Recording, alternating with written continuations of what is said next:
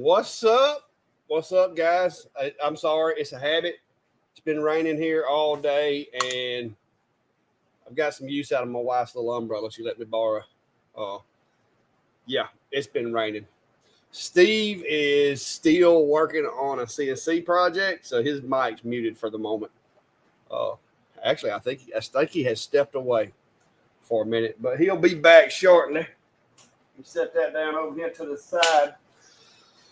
Whew. So how y'all been? Oh, there he is. He does have his mic muted currently because he's actually, brace yourself, guys. He's actually using the CNC today.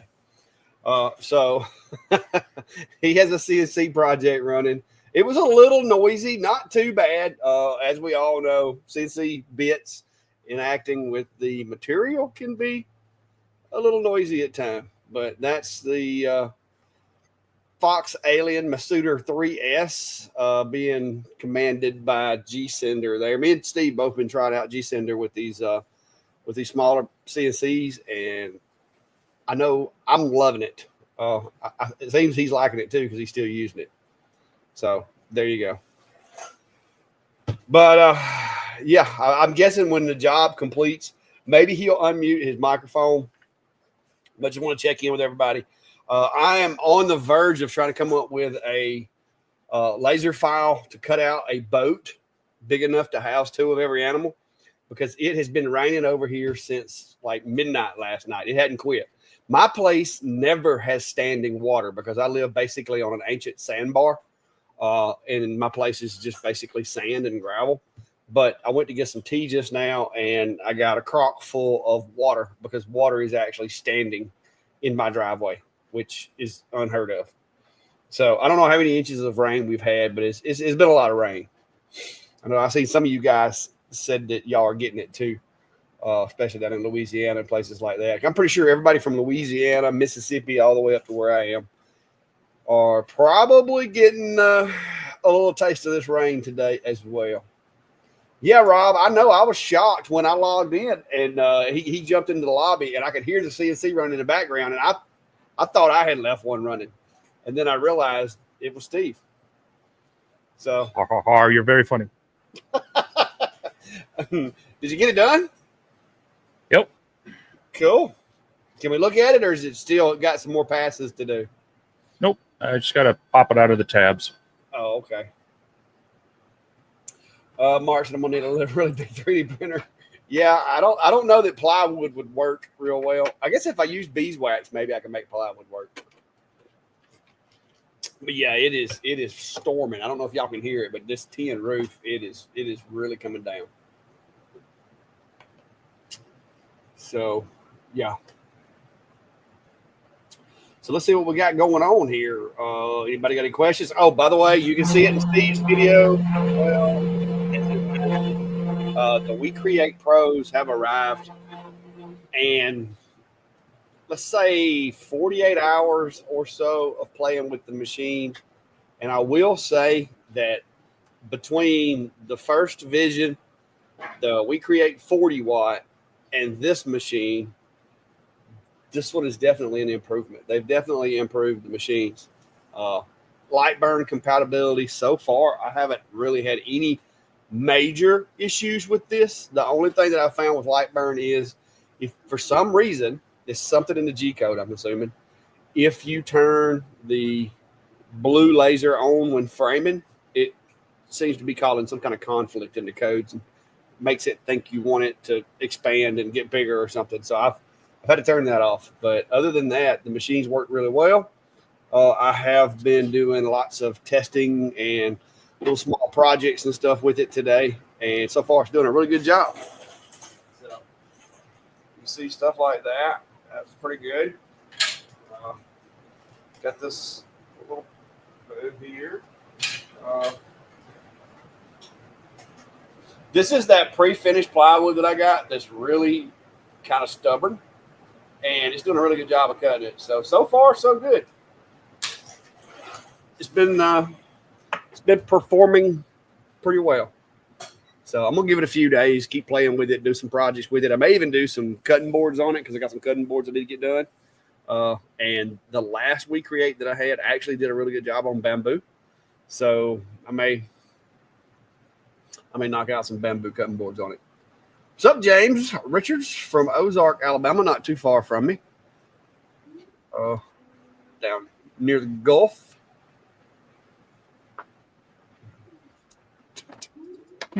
David Allen, the guy with a really good name, said the storm came through East Texas where he was last night. It's pretty bad. So far, all we've had is a little bit of thunder early this morning and a whole lot of rain. It was this morning the alarms and weather alert kept going off.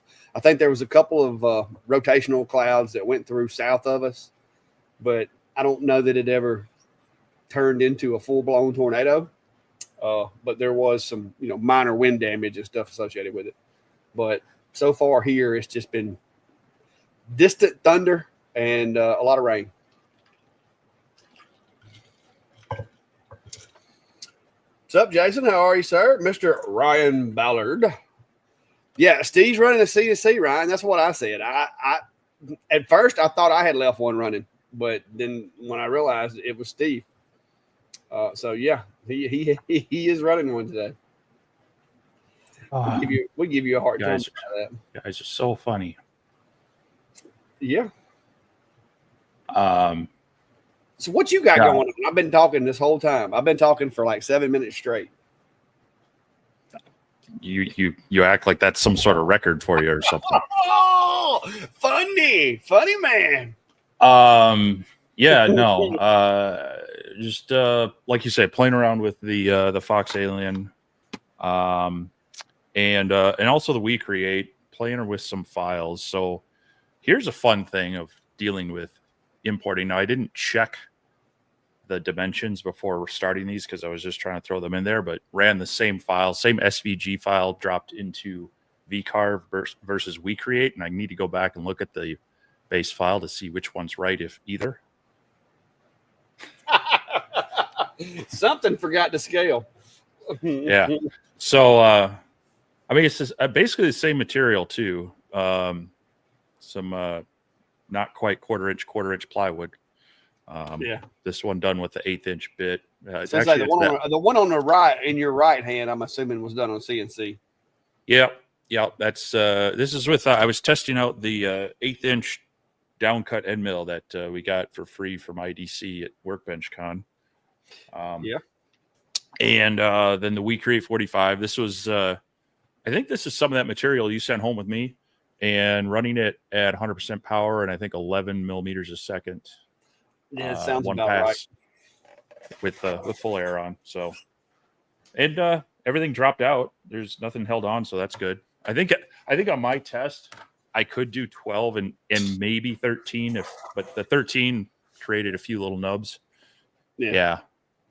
So this is the pre-finished. I don't know that I've ran the unfinished on this one yet.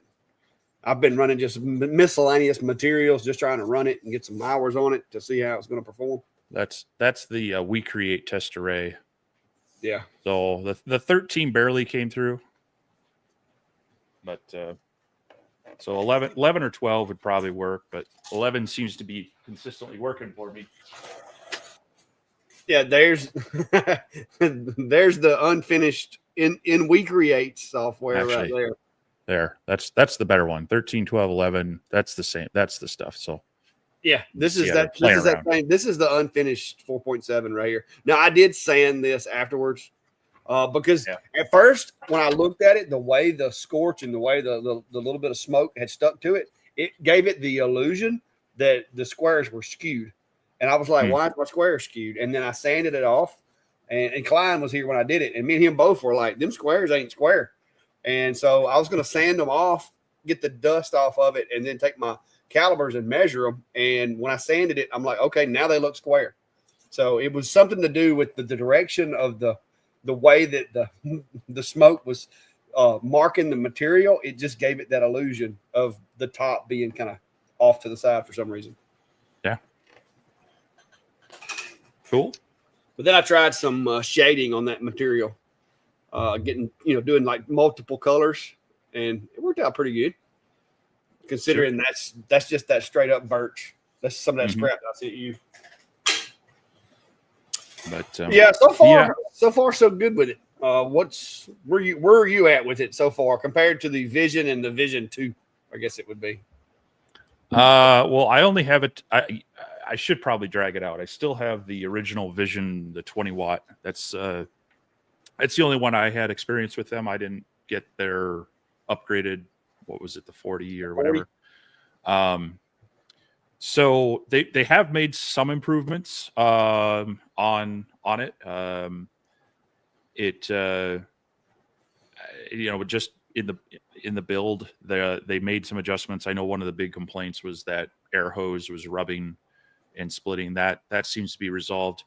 The camera calibration seems to be actually pretty good. The Wi-Fi, it actually works on a normal Wi-Fi network. That was a big one. Yeah. So yeah, I've been kind of going through some of the things. Now it's still in their software, just has the unidirectional engraving, which is a little bit of a disappointment. So it's only engraving when it goes left to right, and then it, kind of like an old typewriter for those who know what those are. You'd type and then you'd hit the carriage back and then you'd type another line instead of, going back and forth. So that's still a disappointment. The exhaust port, it's still that small 3-inch. I've been running it on a smoke purifier, which is I can just smell now. It's starting to give out. It's doing okay, but I'm seeing the smoke kind of build up and then get sucked in through the module. So it's like, come on, if you got to be able to extract that air better, because that's when people run into the dirty modules and the dirty lenses and such. So that's still a disappointment, but I think they actually have made some improvements to this one. Now I haven't taken a look at the process to remove the module and clean it, because that was another one of the big issues. And this one, if it's the same, is going to be worse, because the original one, they had you tip it on the side to remove the stuff without removing the actual module from the gantry. And for cleaning on something that you might need to do, depending on what you're doing, after a couple jobs, to at least once a day to, however often. That older one is bad enough to tip up. This one's bigger, longer. It's a little heftier. So I haven't looked at their cleaning modules and such, or cleaning instructions for the module. Maybe they've done something different, and I need to pull the other one back out, kind of do a visual comparison. But have you taken the chrome tray out of yours and put it back? I had a hard time getting it installed. Yeah, that's still, I feel like it's almost deeper underneath this one. What it is the work area is further back, I think, but the chrome tray, is only like a half inch bigger than the work area. So you literally have to lift the machine to push it. There is a 3D print file in my brain to do me like a little handle extension so that I'll be able to push it all the way back under there without lifting the machine, because I had some, from doing all this testing, I had a bunch of little squares in there. I wanted to get them out because it looked like it was a fire hazard. And so when I went to get the crumb tray out, it going back with it, it had that gap in the back. And I was like, okay, so that was a little oversight on their part. I think they could have fixed that, well, pretty easy. And I agree, but here's my counterpoint. I've got the craft sitting next to it. Well, actually, it's a laptop stand right now because I ran out of room. You can't remove the craft honeycomb without taking the module off, and there's no tray. Well, so I got mine off, but I had to let it all the way to the back and then raise the Z-axis all the way up. Okay, I don't know that I've tried that, but yeah, I mean it's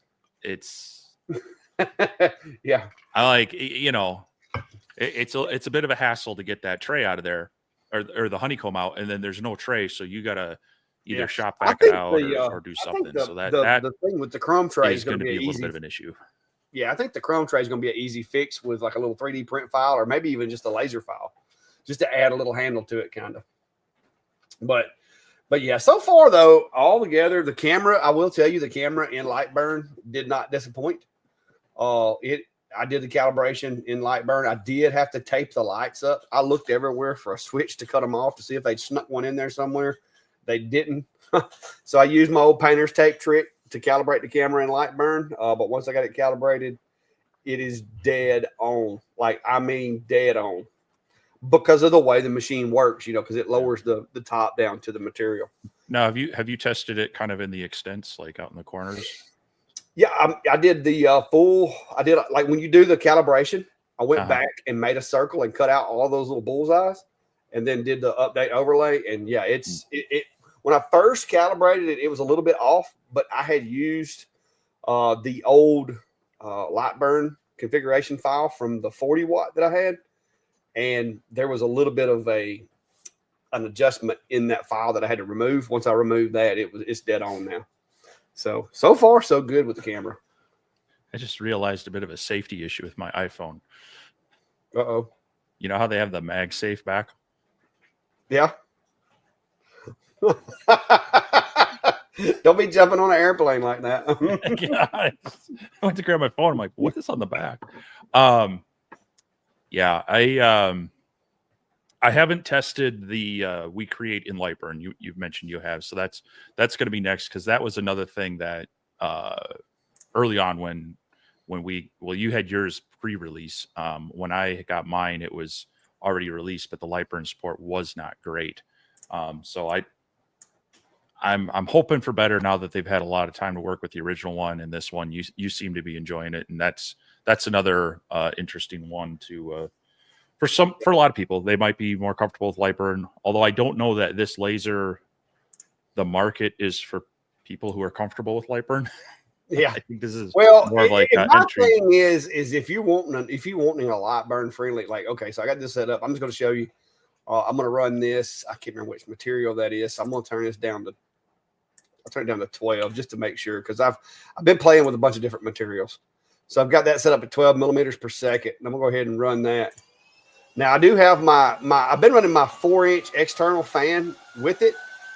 So I may get a little more residual smoke without that fan running, because I turned it off before the live started. But yeah, so get that to cut. Now, it is not for the faint of heart when it comes to quiet. It's not quiet when it's running. Now, you can't hear it when it's idle, but when you send the job, it's all wide open. But there's my updating the overlay there, and you can see the cut. So it's very, very, very close. Like, as far as cameras go, that's really, really good, in my opinion. Like I can go in here and dial in, scrap. Now, as far as, like I said, like I've always said, if I'm trying to mark something for a job, I'm going to use a jig or do some type of manipulation so that I know that I'm going to hit dead center. But yeah, as far as aiming ability and stuff like that with this camera, though, it does a really good job. And all I did, like I said, was set it and kind of used it. I tested it a little bit, used it for a few minutes, and then I just been running the crap out of this machine. So, and you can see it's pretty handy. So far, it is working as well as any other Lightburn camera, and it wasn't. I didn't have to add a camera or anything like that. I mean, this is the one that come in the machine. So, my material flipped over when it cut it. The Air Assist got it. All right, well, you get the idea. Air Assist made it flip over in the hole. What you doing, Fluff?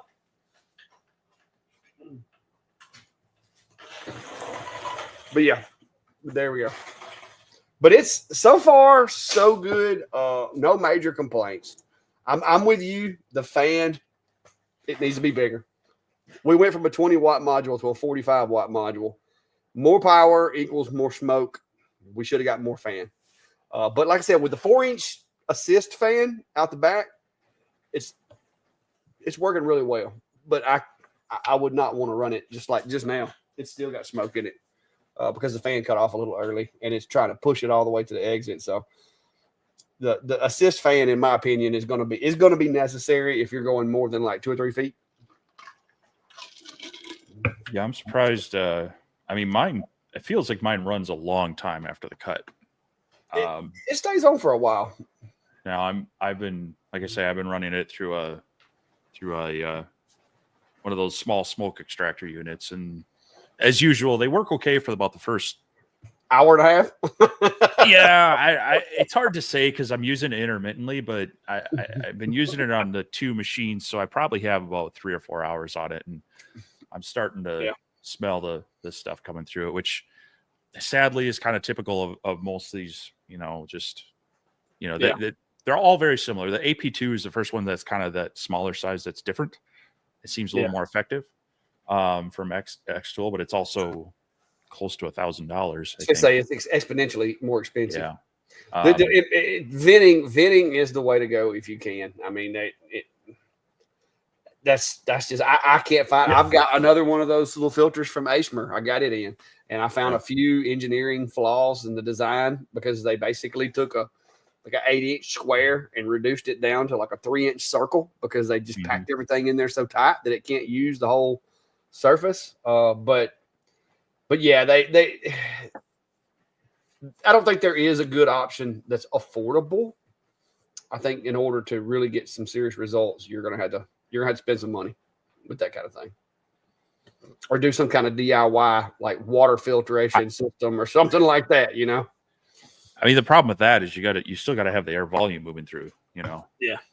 So, but yeah, I still think these are okay for like if you're an outdoor event, it's going to greatly cut down on the intensity of it. So there's a place for them, but I wouldn't want to use it in here. The 9 months out of the year that we're in winter. Yeah. Oh, I agree. Because like I said, about an hour and a half in, and that's when you start like, okay, let me go pull that first layer out and go ahead and hit it with the air hose. Because you start smelling it. I was running that one in here the other day, and I could smell it the whole time. What's up, Mr. Cody? Jack, I'm concerned about the random razors myself. I'm a little concerned about Jeff's welfare in case he comes out there. He can't come out here.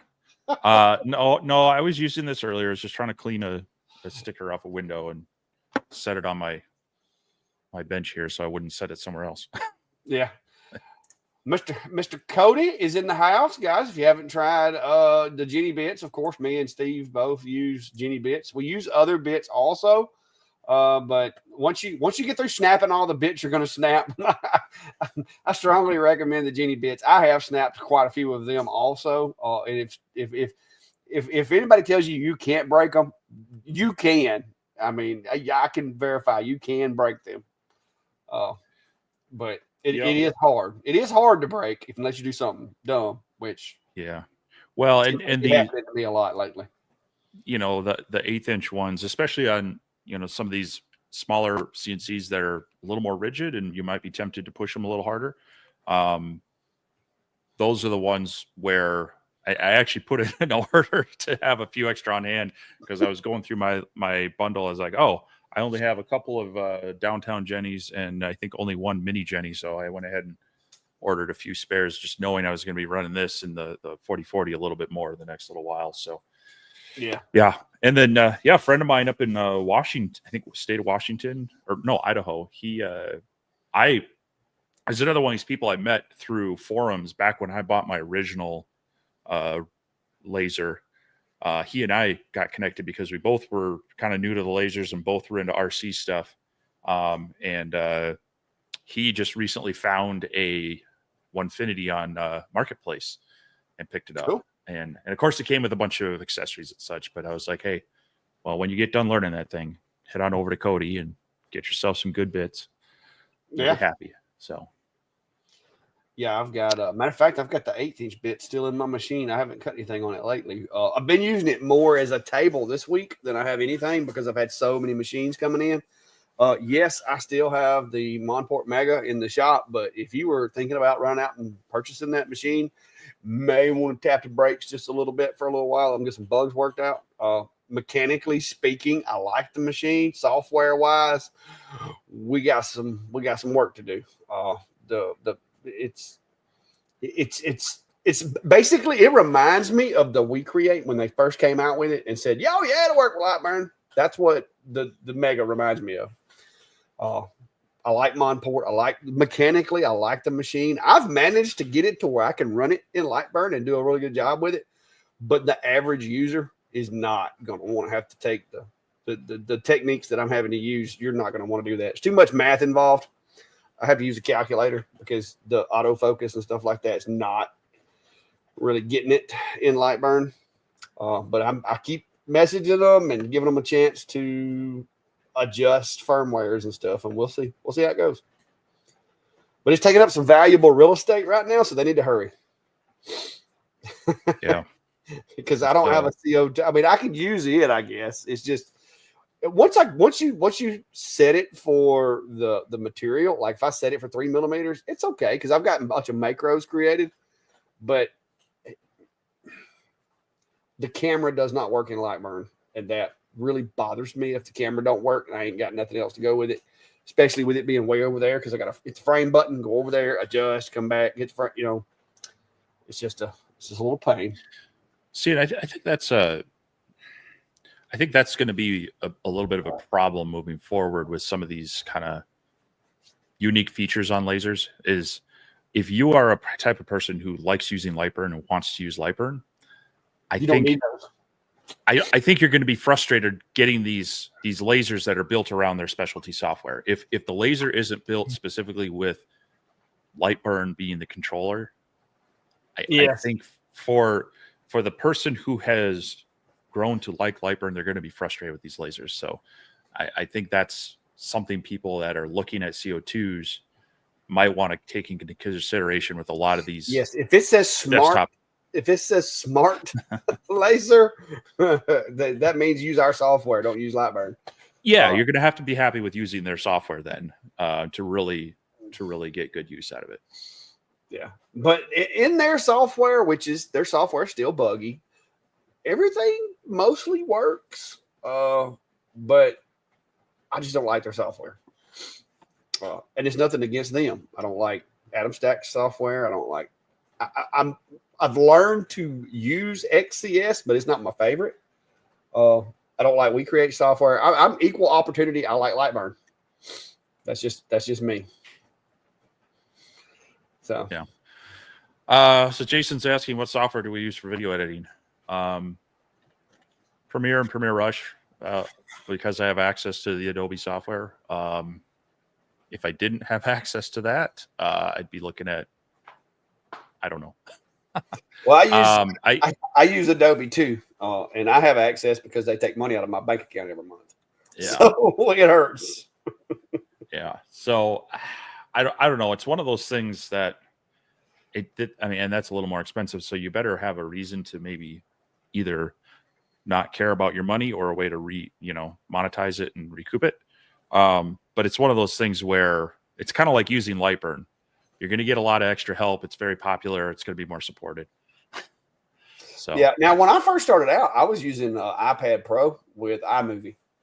Like that was what I used up until I got to where I could justify the expense of getting Premiere Rush.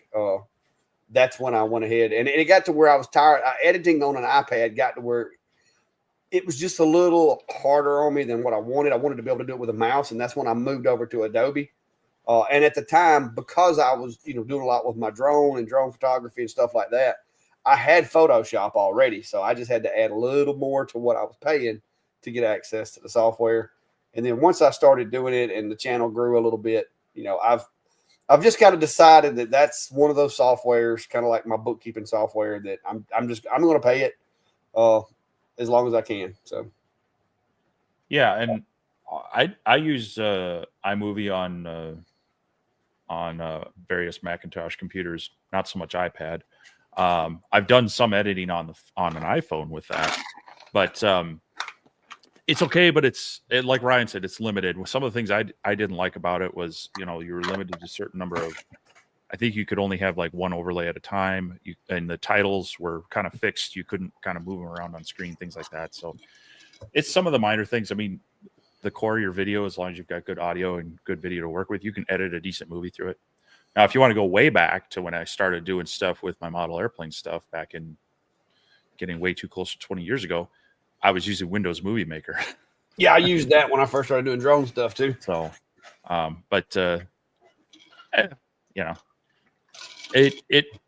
it's nice having access to to some other software, but there again, jumping into Premiere from like iMovie, it's kind of like going from XCS to Lightroom. You're like, what are all these buttons, these menus, and how do I just do the basic functions? So yes. If you're new to editing, iMovie is really simple. I'll tell you another one. If you've got like a DJI camera, DJI's little editing app's not terrible.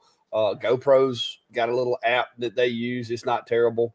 But like I said, like you were talking about, as you advance and you start wanting to do different cuts and fades and transitions and all that kind of stuff, you're gonna quickly decide that you need a little more software. That's what. Yeah, that's what for a lot of short videos, I use the GoPro app because I can just drop the apps in there. It will automatically kind of say, "Hey, here's some cool scenes." Kind of throw it together, and it takes a lot of the time out of it. I think it's like $10 a year to have access to all of its features. So I'm like, okay. Yeah. Jennifer's asking, just got here, so it may have been asked, saw your video about the We Create thoughts. I don't know if you were here in time, Jennifer, to hear what we discussed about the We Create or not. If you didn't, let us know and we can go back through it. I'm sure somebody else will ask before we're done here. But yeah, it's I think as far as the We Create machines goes, so far I have fewer complaints with this one than I did the other two. So that's progress. And the things that I do have that I'm calling complaints are so far nothing's like a game changer, deal breaker. It's just little things that kind of bug me a little bit. And it's not like it's something that We Create has a monopoly on. Just like me and Steve talked about with these exhaust fans, everybody is using this. They're using the same exhaust fan, whether it's a 10 watt or a 40 watt. And that's kind of the more smoke you're generating in a certain amount of time, the more capabilities you need to be able to move that smoke. And so, I think they need to upgrade the fan. And that's not something that's just affects We Create. That affects every company that I've dealt with so far. Oh yeah. I think OhmTech's the only one that I can honestly say they sent a machine that had a fan built into it, but then they send you the 6-inch inline fan with a remote control and everything. I mean, so I can't complain about them because that fan is massive. Well, Rolly Automation, at least with theirs, put a 4-inch fan on there, and you can take that out and you have a nice 4-inch port. I mean, that was one of the smartest things they did was get a larger airport on there. So yeah, I forgot about Rolly. they did step it up to the 4. Yep.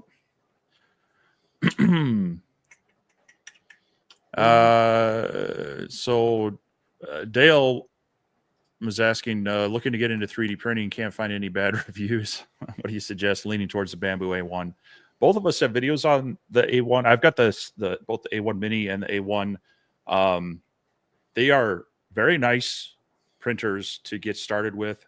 You are buying into a closed environment, though. You got to understand that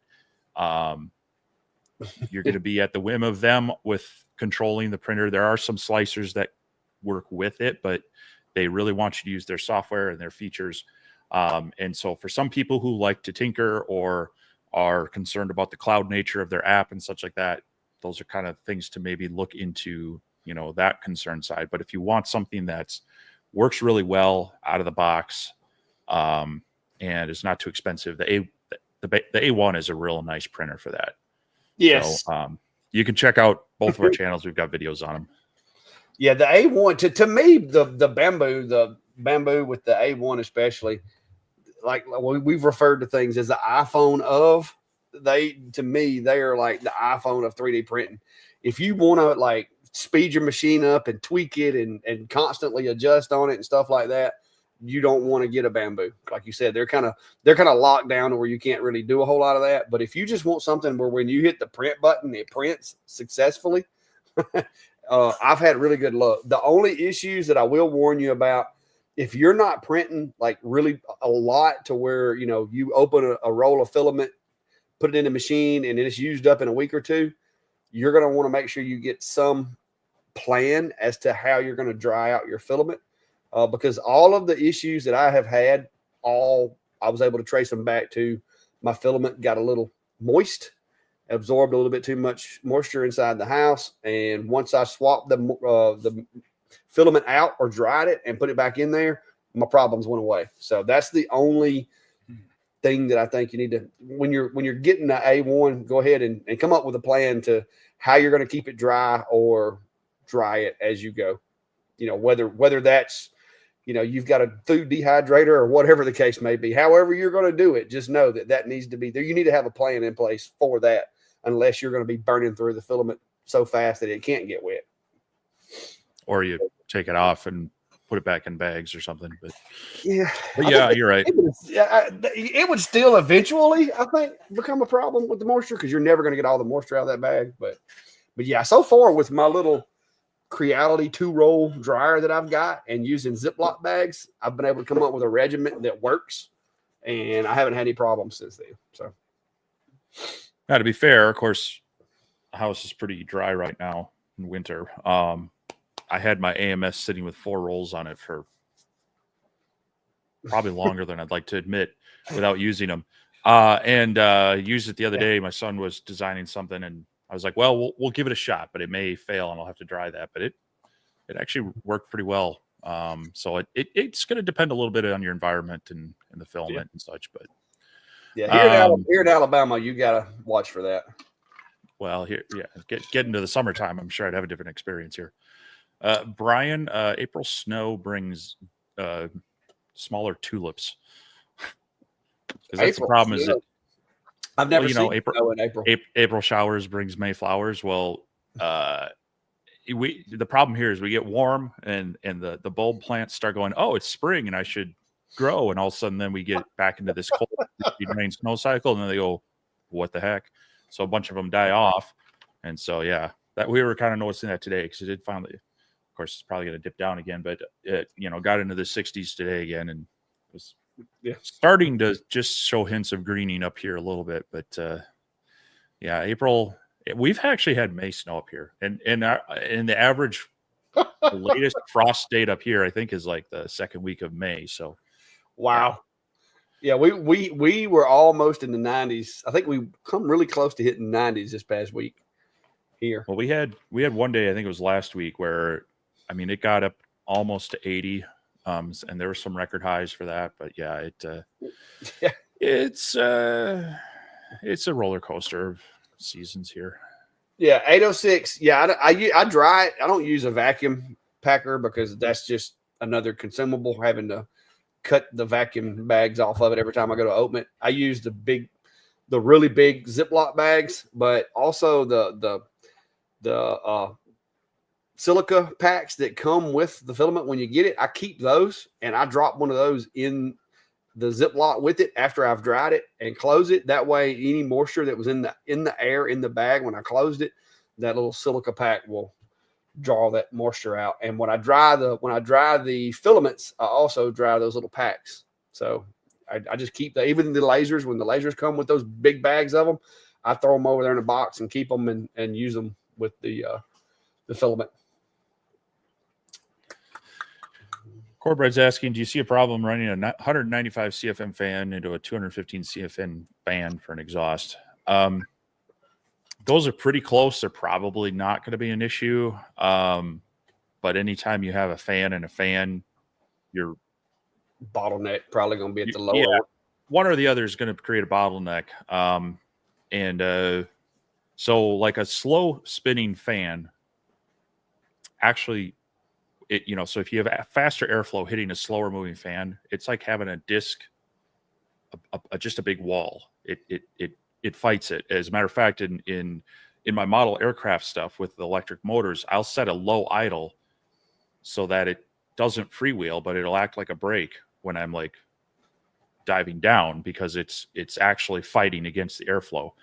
So you want to try to remove that if at all possible, or match and balance them. So the other part of that, anytime you're pushing air versus pulling air, you run the higher risk of any sort of leak in your ventilation system. It's going to push it out of, rather than if it's pulling it, it's going to be sucking in extra fresh air that way. So if you can disable it and remove it, that's great. But other than that, you want to try to pair them up so that they're truly working as closely in tandem. So yeah, I would put the larger of the two near the exit, and Yeah, I have use the that in the second. vacuum on it, and then use the exhaust from the other one closer to the machine. Because you're Yep. going to lose. You're going to lose, especially if you're using the hose like I've got that's got the veins in it and the little spirals. You're going to lose some velocity and some airflow just by the nature of the tubing. So, Yep. so I think I would, like I said, I prefer, like Steve said, because if you get a pinhole and your fan is sucking where the pinhole is at, then you never know it because you just lose a little bit of vacuum in the enclosure. But if you get a pinhole on the high pressure side, you're going to know it because your room's going to slowly get filled with smoke. So, and I've had that, especially with cats. When I first started doing this with those little the foil tubes that were made out of like aluminum foil, cat claws can rip right through those things. And next thing you know, you turn on a fan and it just blasts smoke out from under your enclosure. Yep. Cajun Custom Creation is saying, currently have a F1 Ultra with RA2 Pro Deluxe. To start, I'm looking to get another laser, looking at one laser XRF. What are your thoughts? My thoughts are it looks like a nice laser, but I haven't seen too many of them. And I've actually, I think I joined one of their groups and Facebook, and I occasionally poke my head in there and lurk a little bit. And some people are kind of saying, hey, I was supposed to get one of the earlier ones. I'm waiting on my order. So I don't know. I haven't done a lot of looking, but when I start seeing rumblings about delayed orders and such, I guess I'd ask some questions. What are their delivery times? That's the one that is remarkably like the Thunder, right? It borrows a lot of things from the Yeah, may or may Thunderbolt. not be made by them. And it Yeah, has the optional. yeah. I've seen a Regular lot of them. I've seen a liquid lot cooled. of them like just do like I've seen a lot of one videos on them, and I've seen a lot of people that had them that never did a video on them. But that's all I've saw. I haven't seen anybody that's using one with any regularity or anything like that. So Yeah. I can't Now the say. XRF is nice because that's got that RF tube on it, and so Yeah, that's going to be, like you say, it's going to be closer to the Thunderbolt with the yeah. RF tube, and Oh, that's a nice I've bought option. it. I've been waiting for that email, but I hadn't got it.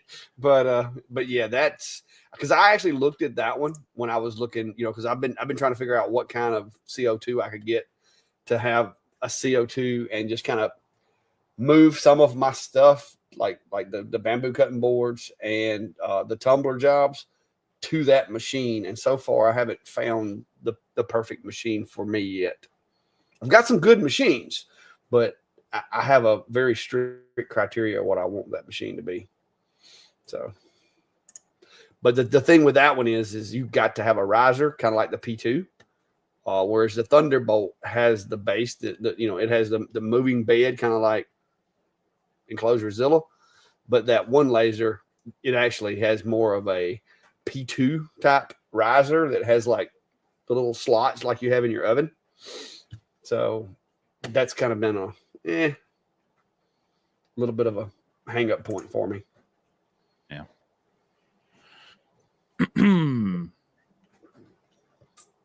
Let's see what we got. Yeah, I'm gonna try to jump forward. So if we've missed your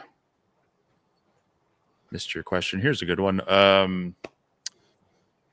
Could you please tell me the kind of material will be better for cut? Plywood, MDF, or question mark? It depends. It's going to depend. A lot of, and this is a thing with plywood, and I kind of got in one of these. I gotta be careful some of the discussions I get into on some of these Facebook groups. Someone had asked, I can't, I think it was in the ACMR. They were complaining that it says it can cut 12 millimeter material and he can't cut like 9 millimeter plywood. I was like, well, first off, let's be real about what this diode laser can cut. 12 millimeters is like half inch. Mm-hmm. It better be some pretty soft, consistent wood, so, If and then when you start talking about plywood, plywood is a full spectrum. Yes. And you get the junk. Yeah. Plywood. My screen keeps pausing, so I don't know what's going on my end, but sorry. Some plywood's junk, some plywood's great. They have multiple layers. They're made with different materials. Some have a thin veneer with an MDF core. Some are solid wood with plugs and biscuits and football-shaped holes and things. So MDF by its nature is basically resin infused sawdust. So MDF is generally going to be more difficult.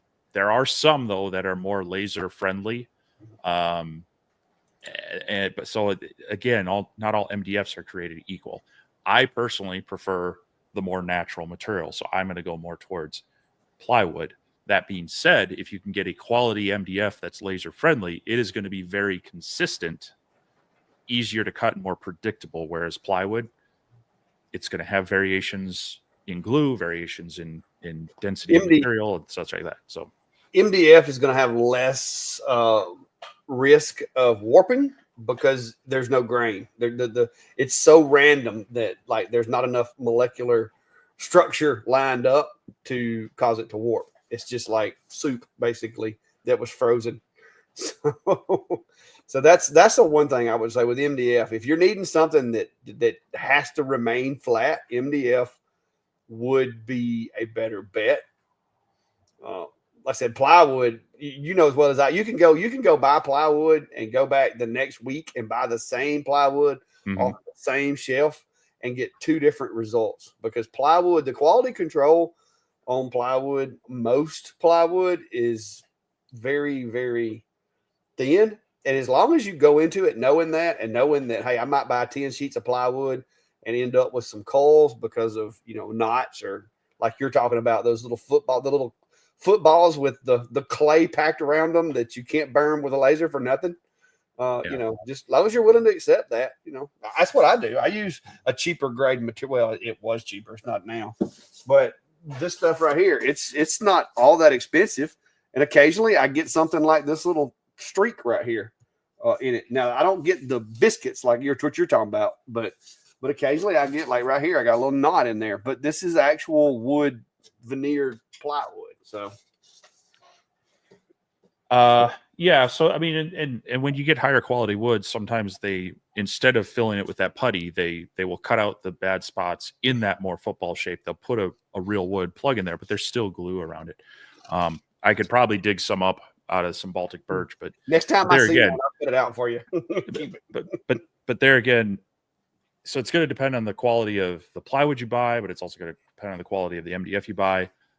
This true flat material is actually MDF core with a thin veneer, but the MDF core is such that it's very laser friendly, so it's easier to cut with and very consistent. So you're almost never going to run into a problem cutting this. Whereas even paying for nice quality Baltic birch plywood, they have those plugs in there, which will cause a variation in your cut quality. So yeah, that's the difference between manufactured material and natural material. The manufactured, you're going to get a more consistent product because it's manufactured. Just like with acrylics and stuff like that, you should have more consistency with acrylics than you would if you grabbed a piece of cedar picket fence or something, because you can get a picket, one of those boards for a cedar fence, and part of the material you may be able to rip through it at 20 millimeters a second, but then you hit a knot and now you can't cut through it with nothing you got. That happens. Because natural materials are going to vary in density, they're going to vary in the material, makeup, how it's built. The grain's going to, change directions. So, yeah, the manufactured materials are going to ensure better consistency. But me personally, I like the look of, like, say, oak or poplar, or some of the natural woods when you can, but it's not always feasible. Well, and also certain MDFs have their resins can have formaldehyde in them, which isn't good, especially when you vaporize it. And I just don't. It's with those resins, they get stickier edges, and so yeah, that's why I tend to shy away from it. Yep. So you can answer this one for Monty. Yeah, basically the X tool has EOL'd. It is end of life. The D1 anyway. They're like the people that had bought them, they were going to maintain support for them, for the duration of their warranties or whatnot. But yeah, basically it's if you got one, it's you better hang on to it if you like it, because they're not going to be making any more of them. I've still got my original 10-watt D1. A friend of mine has my 20-watt D1, but they were really good machines. And I've had a lot of people asking me, and you might have a take on this. They're like, if I wanted a D1-ish machine, something comparable to the D1 as far as open frame, like the situation was, I've got an X-Tool D1, I've got the enclosure, the air assist pump, I've got all this stuff, but I want to upgrade. I've been telling folks that either the longer B1, if you have enough room for that bigger chassis, I think is a good alternative. Like if you're trying to get away from the D1, but you want to recycle your enclosure and your peripherals, the longer would be a good one. Like especially if you're trying to get above 20 watts, or the ASMR P2, because the ASMR P2 is a really, really good machine with that 30-watt module also. And you could still, because the ASMR P2 is almost the exact same size as an X-Tool D1. You could still use the RA2 Pro if you had it with it. You could still use your peripherals with that machine without having to just waste it all, because it's hard to sell an enclosure for an X-Tool D1 now, because not most people that wanted them have them. So that's why a lot of people have been asking me, hey, I've got a 10-watt, X-Tool D1 and I want to upgrade, but now that they don't sell, things for the D1, what should I do? And the P2, the ASMR P2 and the longer, 30-watt, 40-watt, whichever you choose, in my opinion, are probably the two of the closest machines to that one. Now, AtomStack makes some good machines also, but most of those now are getting into the bigger format. Maybe, I don't know, maybe that X4, the 40, A40 Pro, I haven't got it, but it might be the same. So yeah, it's going to depend on if they have a real tight enclosure to the X tool or not. Like you mentioned, the longer is not going to fit in the same enclosure as an X tool D1 if it's like form fitting. And then some of the others like SculptFun and AtomStack, they're similar size, but they're taller. So depending on the height of your enclosure, that may be an issue. But yeah, I would, the ASMR P2 is a good one. The Algo laser might also be one that fits closely to that form factor. It's Otherwise, very close. I'm trying. That's kind of the biggest concern I would have. There's a lot of options if you've got some flexibility in your enclosure space. Yes. But yeah, I think as far as a budget laser, that's going to be an upgrade from an X tool if enclosure isn't an issue, but longer, it's probably a pretty good, pretty big bang for the buck. Yeah, the air assist from X-Tool D1 will fit right on a longer B1 because I've done it. I know that works.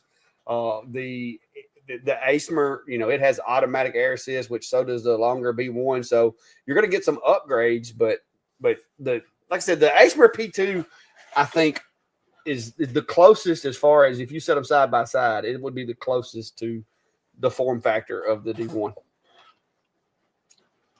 Cool. The Algo laser is very similar, but as far as I know, they only got a 20-watt. So I don't know if somebody was wanting to go up to a 30 or a 40. I don't know if that would be an option. I'd have to look. They may have came out with a 30. They just had to send it to me. I think they have a dual 2040. Yeah, They have a Delta. In their Delta they have a 40. Maybe not in their Alpha. The Alpha moves really fast, like the white space scan on it, and the moving speeds is really, really fast on it. But so is the ASMR P2. That thing's fast. Mm-hmm. Sharon's asking, with the MK2 XW, my smoke comes up around the front edges and towards the right. Would having the vent do better if I put it in the front right instead of the right back or on the back? Hey, no. It's probably gonna. I mean, they have a lot of those venting up front. They're trying to move the smoke towards the back. But yeah, I notice on mine too that if I don't have my my fan spun up. I've got a 6-inch fan pulling on that. If I don't have that spun up, it definitely wraps around before fully evacuating. So I would just look at your exhaust setup, try to make it as short as you can. Maybe if you're using any of that kind of spiral tubed stuff, if you can get any straight sections of get some aluminum or steel pipe or even PVC or something, that'll help improve it. But I wouldn't move it up front because all the vents, the inlets are up front. So you really want to try to encourage that to move from the front to back. Yep. It wouldn't be a bad idea to add an assist fan toward the exit, in my opinion. I think I would either add an assist fan or just add a bigger fan and remove the factory one, because those little computer fans, in the way that they work, they weren't really designed, in my opinion, for volume. And that's where I think a lot of these machines fall short, is the fans are high velocity fans, but they're just not, the way they're built, the little thin props on them aren't really made for high volume. So, yeah. And if you have a good fan, to like an exhaust fan that can pull, you can remove that fan from the MK2 series of lasers, and that'll actually help improve it. So yes, might want to look at that if you have an external inline fan already.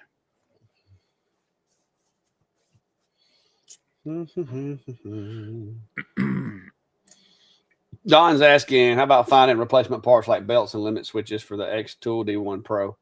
The belts are going to be just, I would imagine, well, those are round belts, though. Those are closed belts. Those aren't straight chopped ones, are they?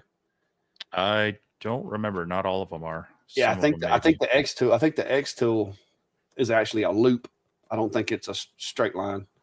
But as far as the width of the belts, typically that's going to be kind of a generic thing. If it's a loop belt, then yeah, you may have to find that exact diameter as far as the loop. But and that's why I like some of these machines like the Atom Stacks and some of the other ones where it's just a straight run. So if you've got a roll of that belt, you just cut you off a piece and replace it. So sometimes they also look like a loop, but they're actually just connected in one spot. So I've had that before. That was like on I think it was on the IKEA or the Aether, where it looked like it was a loop. It had the little clips in the middle on the gantry. But even that, you should be able to find there. It's not uncommon to find those. So on the belting, I was just trying to see if this one has it. Usually they have like the specs of it, so it'll have the width and then the pitch of the teeth and then the number of teeth per inch or per whatever. And then you can usually go and find the same stuff. Just looking at this, and it happens to not the stuff that came from Fox Alien, but look at the belts. It usually has like it's a series of numbers, which will tell you that information, and then you can look that up. Limit switches, those are inductive ones. I don't remember looking to see if those are one-offs or if they're sourced somewhere. There are a few places that do offer some replacement parts, and there are some places that will offer a whole control kit replacement. So there are some options, but yeah, unfortunately, in some of these cases, you're going to be at the whim of the aftermarket gray used market. Yeah. David's asking, when engraving on a material that has grain, should the grain go left or right or up and down? And the answer is, in my opinion, it depends. And that's also kind of a personal preference. As far as a laser goes, if it's got too heavy of a grain, it isn't going to matter which way you go. You're going to see it through the engrave regardless. You can cross hatch sometimes and get a different look. You can get darker looks, especially if you, like a lot of times, if I've got a material that doesn't shade real well so that I can't just change the power and speed and get a different shade, I'll widen the lines per inch so that basically there's a gap between the lines as it's engraving to get like a lighter color. And in those cases, sometimes the grain, does make a difference, but you're burning wood and the grain's going to burn differently because, like we said, natural materials are not consistent all the way through. So as you burn that material, the harder parts of the grain are going to be less affected by the laser than the softer parts of the grain. So I thought you had a show and tell. I was waiting on you to show it. No. Okay. See, it's just kind of hard to see in that one, but you can actually see. Well, yeah, you know, we've said that on that camera, but you can see the lines in the engraving, and you can kind of see the grain kind of bleeding through, even on this little piece of plywood. But that's just wood. I mean, you're gonna deal with that. If you don't want to see grain, use MDF.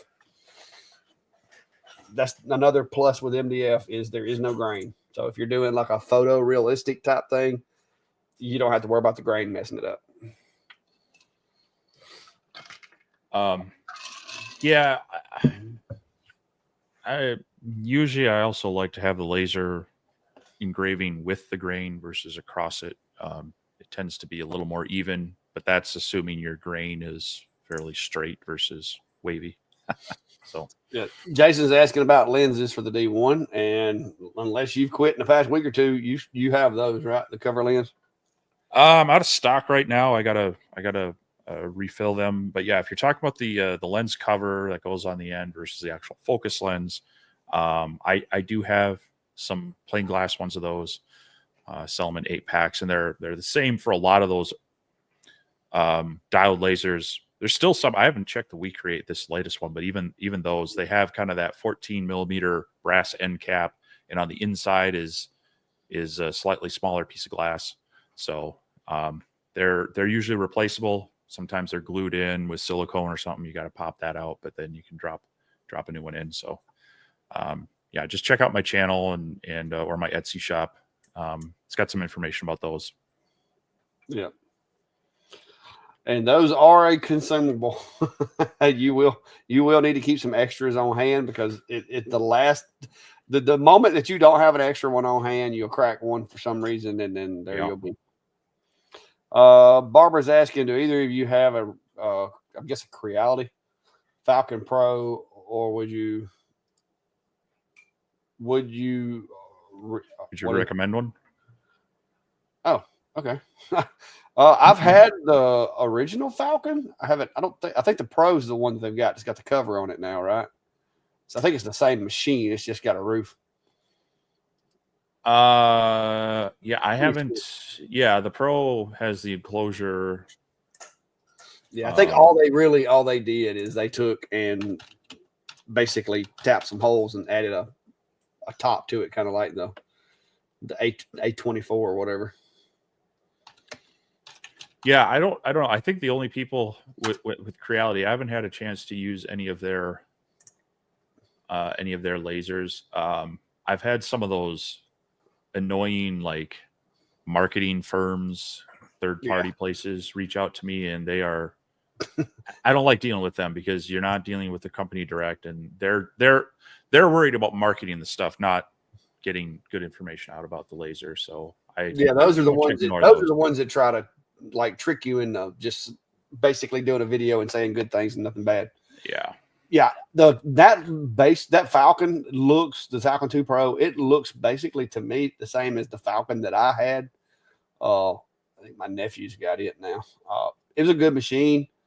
I think one of the only complaints I had with it was the cover. They fixed it where you couldn't take the cover off of it. So it had that big clunky cover that, only sits like 2 millimeters from the surface of the material. And I don't like that, but some people do. But now that they've added the cover so that it's not as big of a safety thing for them, they may have changed that. I don't know. Yeah, I don't know. I think their latest one, the one we saw at CES, is that one didn't have a cover because it was all fully enclosed. There's no way to take it out of there. So, but I think the Pro or whatever was, like you said, it was kind of like they fit an enclosure on top of it, and so it still was kind of that, like there's just a small window on the front of the module, I think. Yeah. But, is it the Falcon A1? I think that's the one they had it. Yeah. At in Vegas because it was like a box. I think this is it right here. Yep, that's what we saw. Yeah, that one was built a little differently. Yeah, that don't look like a terrible machine. I mean, but I'm like you, I haven't heard from Creality in a long time. I had a Creality Falcon, the original Falcon, then I had the Falcon 2. And then, like, I don't know, maybe they didn't like one of my videos. Well, I don't know. Like I said, I've only heard from the marketer, that third-party marketers, and I just don't want to work with them on that. So yeah, what's that? And they're still focused. Their primary focus still seems to be 3D printing because, like, if you remember at CES, they had the laser kind of on the back side of their booth in the little corner. You almost missed it. So I don't know that it's their primary focus is with those lasers, but they're a bigger company with the 3D printing. Jason, as long as you have your exhaust set up to where you're getting all that smoke out of there, keeping it away from the laser head, you run air assist. Like the more you run air assist, the better, in my opinion. And you keep a somewhat decent cleaning regimen, and you don't let water get in your air assist lines. Those things will last for a while. But if you ever mess up and have an issue with air in the air assist, or like Klein had an issue of his enclosure wasn't venting properly, like it was just like filling it with smoke, and the machine was sitting in there just regurgitating the smoke constantly. He went through like 3 lenses in a week, and I'm like, dude, what are you doing? And so he brought the machine down here, and of course, as soon as I saw it with this black film like all over the chassis of the machine, I'm like, what was it in a house fire or what? And that's when we realized that his exhaust was not up to snuff. So we had to make some modifications to the exhaust on his enclosure, and then got that fixed. But that's one of the biggest things that I see people doing is they're not venting the machines enough. If you look in there and it looks like something's on fire, you're not venting enough. There should not be a hurricane of smoke inside your enclosure. If there is, there's a problem. You're going to see some smoke, but you should be able to see it and see it going toward the exit and disappearing. When you quit engraving, if it takes longer than like 10 to 15 seconds for the smoke to clear in your enclosure, you got a problem. So, and I see that a lot. These people, they'll take pictures of their machine, and you can tell that it's just swimming in smoke. And it's not good for them. Because the nature of a heat sink, which is in every module that we use, has heat sinks built into it. And the nature of that thing is it has little tiny fins to increase the surface area at which the aluminum comes in contact with air.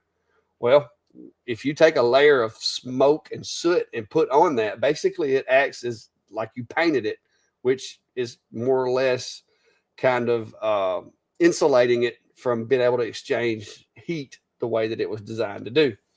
So that's not what you want. You want that heat sink to be able to exchange heat as it was designed, and you want to have enough air flowing through it for it to be able to do so.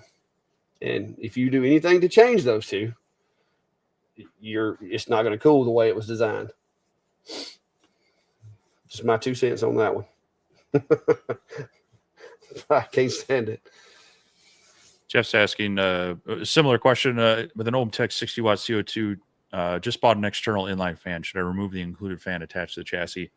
I probably would. I'm actually planning on doing that with this 50 watt OhmTech that I've got. It has just kind of one of those large 6-inch PC style fans. I have it still in there, even though I've hooked up to my external venting, but I do plan on doing a couple of modifications to that machine. One, I'm going to try to bypass the internal air pump and hook it up to shop air, and then we're going to look at that port and the fan and see if we can just run it off of my normal system. So like I said, a lot of those, if you're sizing your inline fan right to pull the air out, anything in the way of that's probably just going to act like a sail and restrict your airflow. Yeah.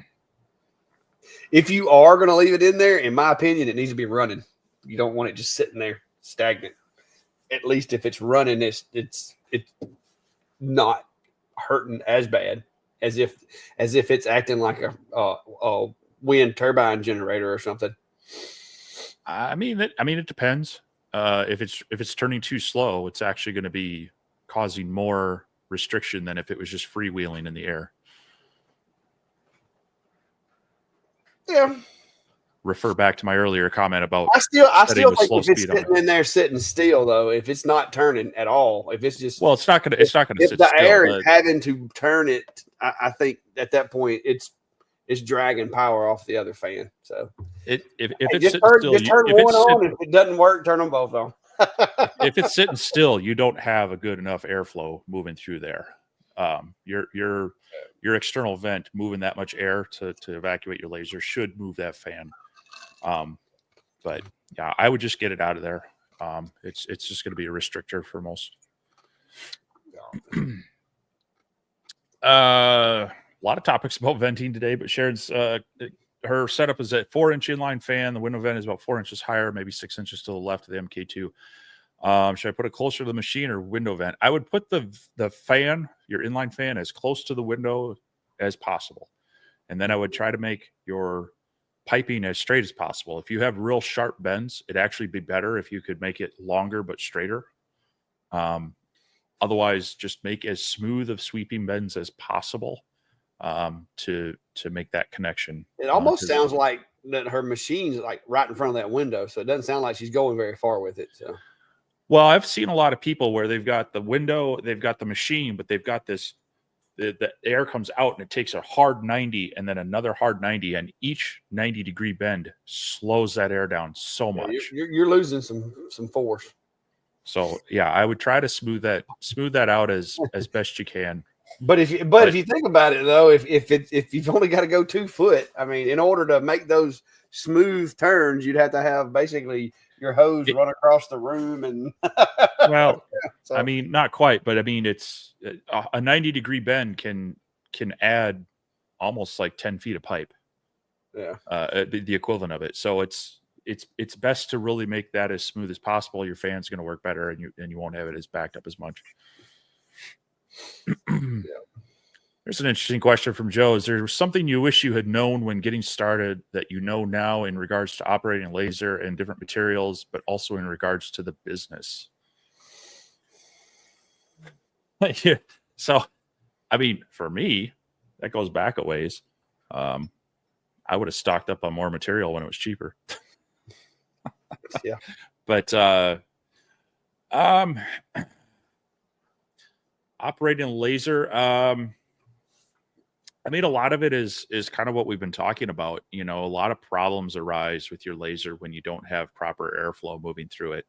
You know, a lot of people, we've seen people design enclosures and they're like, okay, I'm going to seal this thing up. Well, you can't pull a vacuum on it. You got to have airflow through there. So sometimes even going back to Sharon's problem, part of the problem might just, you got to let a little more air in. Now the Rolly is pretty good about their air inlet sizing, so I don't know that's it necessarily typically uses that little pass through piece as an air inlet. So, yeah. But on some lasers, depending on if they have safety switches or not, I've actually cracked the enclosure just to let a little more airflow in, and all of a sudden you see that smoke just disappears right away. So yeah. Both your air exhaust as well as your air assist can be huge things. And these little air pumps that come with a lot of lasers, they're okay, but you'd be amazed at how much better your laser will work with proper air assist as well as proper air evacuation. Yes, because Monport dropped the ball on the air assist on the Mega. And I hooked shop air up to it the other day and tested it with my shop air running about 5 PSI to the last measurable location. It was at about 5 PSI, and you wouldn't believe the difference it made in not only the cleanliness of the cut, but the ability to cut thicker materials. The air assist in this Mega is either, I don't know if there's something wrong with mine, or maybe I missed something, but I've tried to get to the pump, because same thing like you were saying, I'm thinking I'm going to go in there, snatch that pump out, put a relay in, drill a hole, put me a little quick connect on there, and I'm going to hook it up to Shop Air because it would work so much better that way. And that's one of the things with the Mega. That's why you haven't seen the video yet, is because there's some issues that I want to discuss with Monport to see if they're going to fix those, because the air assist on it basically is non-existent. Like, it doesn't work. Like, it literally, I actually feels like it's sucking on the air assist instead of blowing. Like, it's that minimal of amount of air. Yeah. I don't know if maybe they, did they wire the pump wrong? Is it running backwards? I mean, I don't know. But it is definitely not helping the cut, because I left there, all I did was unplug their little hose, and then I ran me a hose and I just put it through the door so that I could hook it to my Shop Air. It cut much better with my Shop Air than it did with what they put in there. So yeah, there's a balance. Yeah, I feel the same way. I mean, the Reno, I can tell, is working. But that's another one. I'd love to bypass the stock pump. Well, I mean, the same thing X-Tool did it on the P2 to the P2S. They doubled the airflow on the pump. Yeah, take their pump out and drop a Adam stack pump in there. Yeah, I'd love to on a lot of these. Anytime you can just add external air and have a little more variability and a little more control over it, you'd be amazed at how much better the laser would be. So maybe you can add Shop Air as your cut air, and then use the other one that's kind of weak as just a constant air. Kind of like the ASMR, the P3. The P3 has that low flow that you can turn it on and it stays on all the time, and then it turns on high when you go to cut. Maybe that's something. Maybe you can do that too. That'd be a cool upgrade. Well, I've seen some do it. Some of them have like a dual relay, or they'll have a bypass relay where there's constant air just at a low pressure. And then when the relay kicks in, it switches the valve to the high pressure line. So you still have always on air just light for when engraving and such. But then when you want it for cutting, they'll do that. So I've seen it done a couple of ways like that. But yeah, you can do a regulated bypass around your solenoid. Mm-hmm. Yeah. Burn Carve Prince asking, been out of the loop for week 3. Fear of sounding a broken record. Did we ever find out what was under the secret green screen cloth? Man, dude, I've been out of the loop. It's one of these. Steve's got one right there behind him. Yeah, mine's not here anymore. Klein came by and stole it. He dropped off the ASMR P3 and took my craft. But yeah, it was the Adam Stack Craft Burn Carve print. I did a video. Actually, I did 2 videos on it, I think. And then Steve's got one coming out. It's basically an enclosed dual beam laser where it's got a 10 watt and then like 1.2 watt IR in the same module. The unique thing is that you can actually fire both of them at the same time during an engrave. Don't ask me what all the uses for that are. The only real use that I found was on anodized material. You can get a bit of a different look because you can get the white and silver coloring in the engrave. Other than that, I'm not sure. I'm not sure what the benefit of it is, but it's cool. Yeah. Welcome aboard, David Allen. Guy with a good name. So yeah, mine will be. I've been working with it a bit. I did run in. So speaking of that dual beam, it's a 3-mode switch. It's a button on the front, or there's a macro that you can use in Lightburn to make the change. And then the button has an LED ring on it that tells you the status of what mode it's in, whether it's in blue light, IR, or combined. I've been working with mine and playing around with it in the blue phase, which is its default one. But when I wanted to start playing with the IR, I noticed, my button's not lighting up. So just a small thing from Adam Stack. I got in touch with them. They said, sorry, we'll send you one out right away. I've already looked at it. It looks to be fairly easy to swap that out. So it's in the mail. I've been tracking it. So hopefully I'll see that maybe this week. And then I'll be able to kind of wrap up my testing. So that, unfortunately, that one's just kind of, it's waiting for me, because you can go into the console and still see which mode it is, but that's just real. It's kind of a pain. Yeah, that visual indicator's very useful. Yeah, the visual indicator's kind of, I would say, key to it. But so So I'll have my thoughts on that one here, hopefully in a couple weeks. Definitely before the end of April. But also working with the We Create as well now is the other new laser in the shop. So yes, and we both have one of those behind us. Yeah, but that was the green cloak that was there for a while. Yes. And I just got mine really early, so it sat over there for quite a while. AXT Woodcraft just put together a soft stop 10-inch contract with 52-inch fence. Ooh. If you do not need all that extension, don't do it. It'll dominate your shop, especially if you're in your garage. Yeah, I have just the 34-inch fence on mine. Yeah, that becomes a centerpiece at that point. This in of itself it's not bad. There's only a very few times when I wish I could cut off a longer piece, but usually at that point I've got the track saw or the circular saw to break it down, and then I'll just maybe trim off the other side or something. But yeah, that's a hefty. It definitely becomes the centerpiece of your. I mean, this kind of is. It's not quite center, but my table saw. If I get me a bigger shop one day, maybe I can get one. But I'm gonna be honest with you, if I can muster up the money to build my bigger shop, I probably won't be able to afford a saw stop. So it's kind of a double-edged sword. I'm not going to be able to afford to build it and to put it in. So, I mean, this was one of those nice things that, I had one of those Menards special portable table saws for a while and realized very quickly when I was doing actual woodworking, it was tough to work with. And then stepping it up to, I bought a used rigid kind of hybrid saw, a little more contractor style, and used that for quite a while. It was really nice, but got my CNC machine busy making all those airplane stands and other stuff. And that started to, the table saw was one of those things I knew I wanted to upgrade. And my wife was kind of like, I would like you to keep your fingers. And if the boys ever come out to do stuff with you, I'd like them to keep their fingers. So because of those two things, the income was going to pay for it. And the safety feature and the fact that it's still a nice saw were kind of motivating factors there. But yeah, that was a hefty check at Rockler. Well, I'll tell you what, if I could get one, I would buy it like today and put it in my shop. When you go to Lowe's or Home Depot, they've got this thing on the wall that they stand the plywood up in it, and they can just like rip it off and like cut it to size for you.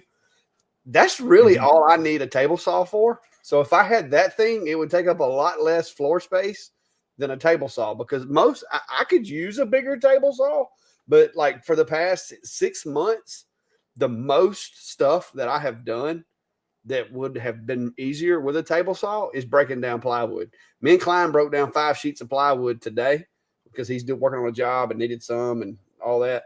So we had to go outside on sawhorses and get my sheetrock square and in my skill saw and break down plywood.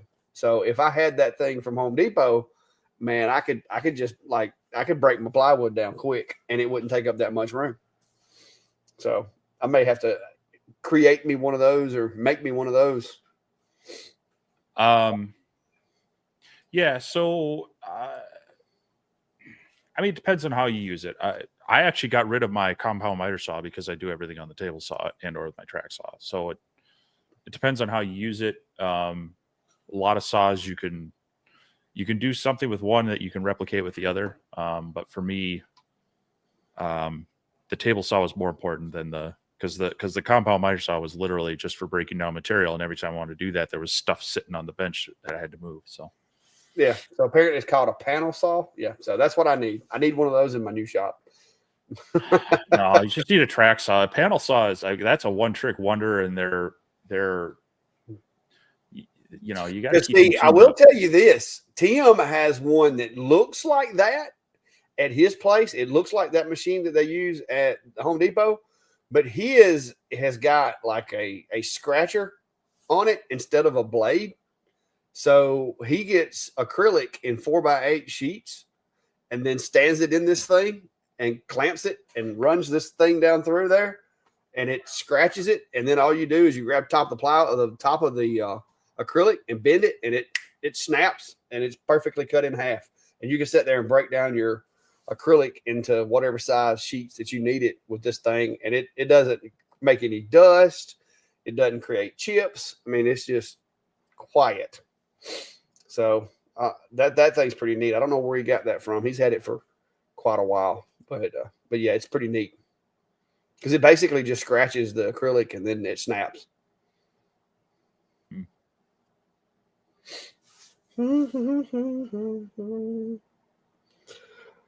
But I've got to concentrate on getting a shop before I can worry about what goes in it. If I just had somewhere to store some stuff right now, it'd be a big help. Because I've got lumber and stuff taking up valuable space over there that I need to put stuff. So Gray's asking, have I ever landed the plane amoeba on a lake? So that plane actually goes back to when I was actually writing for a magazine called Fly RC. And it was a review plane that I got, and I had to fly it both off of land as well as on air. So here we go. Yeah. I did in fact fly it off of a lake, and these are some of the photos that weren't used in the review. This one actually ended up being the cover shot for that month's magazine, which was kind of cool. But and it's always important to have a retrieval boat, so that's why that's down there. So retrieval boat? What do you go out there and hook it and drag it back to you? I mean, if you, yeah, it's either that or swim or, bring a bigger boat. But, but yeah, fun look at my, some of my previous lives. Fun stuff. I don't, that magazine closed up shop a while ago. And so at that point, I haven't done a whole lot of review stuff. At least for airplanes.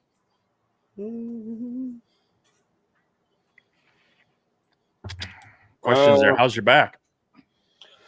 It's I mean, the back seems to be okay, but it's like my ailment keeps moving around. It goes from my knee to my back to my hip to my knee to my back, my hip. I think it's all because everything's just not like my walk is not correct yet because of this knee thing. But the past week or two, my darn hip's been like hurting me. I don't know. I'm falling apart, guys. I don't know that I'm gonna make it to 50. I mean, I know I only got like a couple of months, but I don't know that I'm gonna make it. I'm gonna have a wheel gonna run off on me over here. But yeah, it's back's doing a lot better. Like the pain in my leg that I was having through my sciatic nerve, that's gone, which is a godsend in itself. But now I've got this awkward like hip, lower back, something another going on that I don't know. I'm just trying to take it easy and hoping that it goes away within the next few weeks. So we'll see. Well, let's hope you make it to 50. I hope I do. I mean, it's not that far away. I'd like to. Jared's asking, is there much difference between the old white True Flat and the new white True Flat? I bought some of the old white True Flat. They had them at 75% off at KJP in Canada. I'd have to look at it. I know they have they have actually two different styles of white style in their new packs. They have a more of like a whiteboard, kind of a glossy style, and Clark used that in his calendar. They also have a primered, very flat, ready for paint white. Mm-hmm. And I don't know if they have like an actual, if there's a difference between those and then their original. I have to go back and look at my. As far as the both. Yeah, as far as the core, I've got some of those too, and I've played around with them. As far as the core material, it cuts the same speeds cut it as far as engraving and cutting and everything. The only difference is the primered stuff kind of has like a satin finish, I guess you could say, like a low gloss, almost like a flat finish because it's primer. And the other is really shiny, like a backsplash or a dry erase board. Now I will tell you the dry erase white, that white version 2 stuff, like it cleans up really easy. Whereas the other white would kind of like, you had to kind of work it in a little bit because it had a little more porous surface. The 2.0 stuff is really slick, and so it wipes down a lot easier. That's the only big difference, other than just the appearance, is it does wipe down a little easier. It wipes down, like I said, just like a dry erase board, because that's basically what it is. But I used some of it the other day in that video I did about the calendar, and it still cuts good. Speaking of which, Megan's asking, where do you purchase your wood for the X-Tool P2S? It depends on what you're doing. Me and Steve use like some birch, 1/4 inch birch, 3mm birch, but we also use like True Flat, which is an MDF cord like material that is specifically made for laser engraving. It's really it's really easy to use, easy to clean up, works really well so far, and it comes in 12 by 20 sheets that fit the P2, a lot of the desktop lasers. It fits them really well. So it depends on what the project is. And like sometimes I'll get 1/4 inch poplar or 1/4 inch oak from the big box store and use it to make things, because I like doing like real wood sometimes.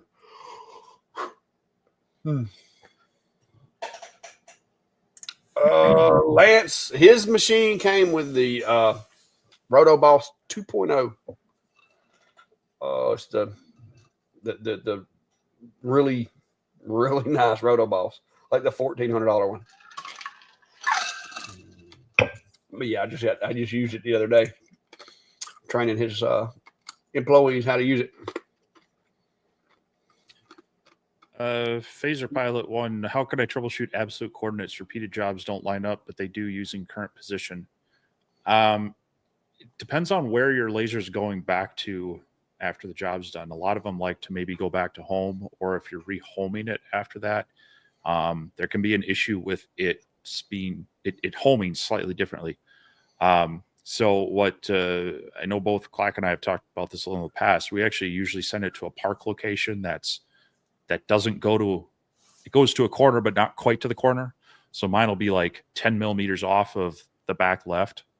That way it knows to move there. And as long as you don't touch it, get it out of whack, it then knows when you start the job again, okay, I need to move back.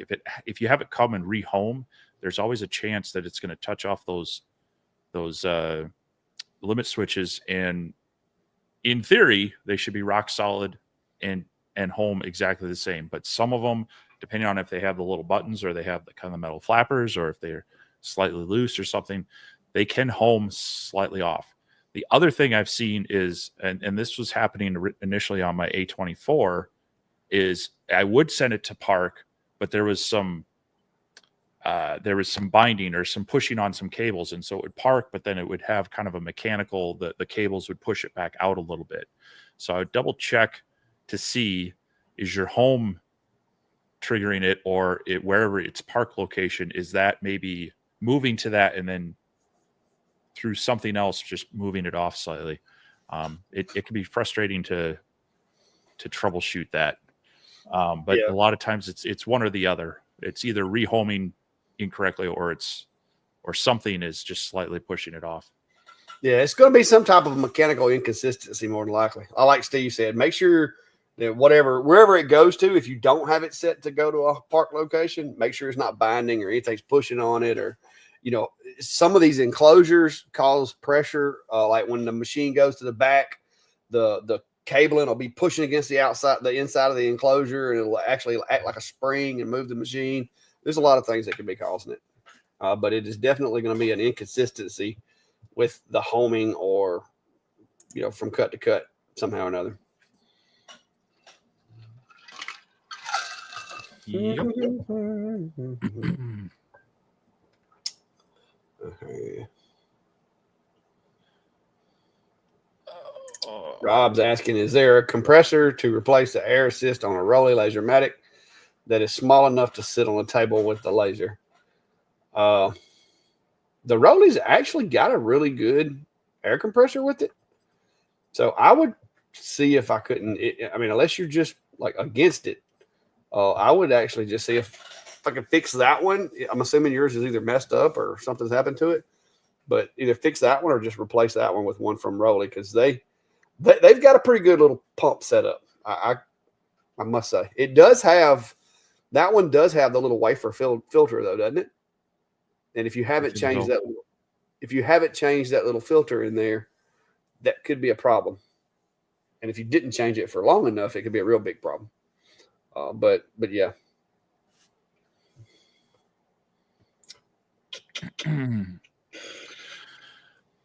Greg's commenting, I have to make 2 enclosures for my Atom Stack A70 Pro Max and Atom Stack 830 Pro. Should I make the exhaust port 4 inches or 6 inches? If you've got a 6-inch inline fan and 6-inch piping, I would make that exhaust port 6 inches as well. Bigger's better. Always turn it down. If you're building a bigger enclosure, you're definitely going to want to be able to move more air through it. So I would definitely go with a 6. But if you don't have a 6-inch fan moving it, then it's not necessarily going to matter. But I would definitely go with a 6-inch fan, 6-inch piping, if at all possible at that size. Yeah, I started off in my enclosure Zilla with a 4-inch fan, 4-inch tubing, and then when I went up, it got into the 40-watt range. I upgraded the fan to a 6-inch fan just to give me a little more, horsepower, but it's still choked down to that 4-inch tube. But luckily, it only has to go one 90-degree turn and then a straight shot through the wall, and the whole run's only like 4 foot. So it's plenty of fan. Yep. But if I ever move this stuff, I am going to go back with 6-inch PVC, and I'm going to 6-inch fan most of my stuff. But I want to put a 6-inch right near the exit, and then have each individual machine basically just pump into that pipe. And I want that pipe to be everywhere.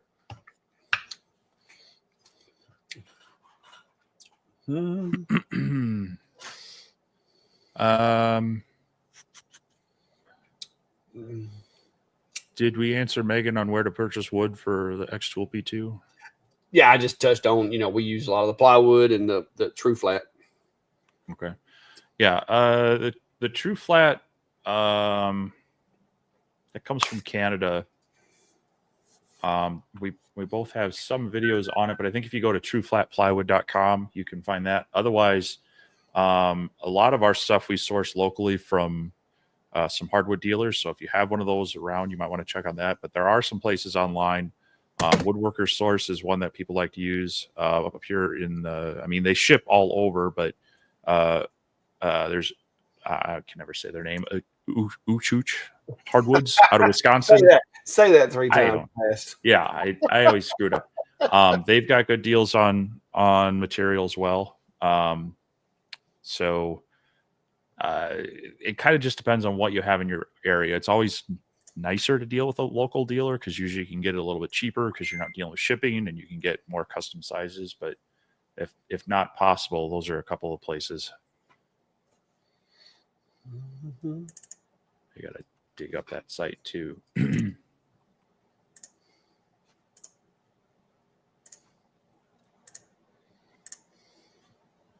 But yeah, it's really worth your time looking. If you can find a hardwood dealer or maybe a cabinet supplier, things like that. They generally deal with a variety of plywoods.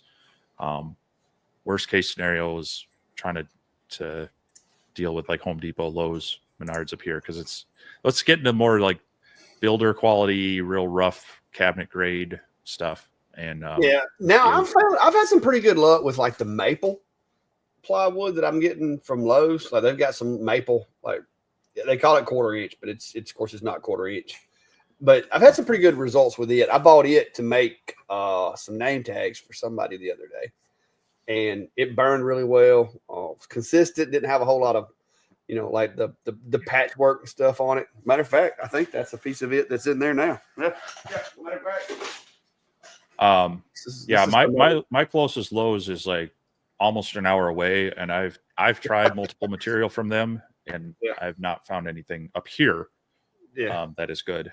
This is the stuff that I've been getting, and it like I said, it's supposed to be maple, and it does have a maple-ish look.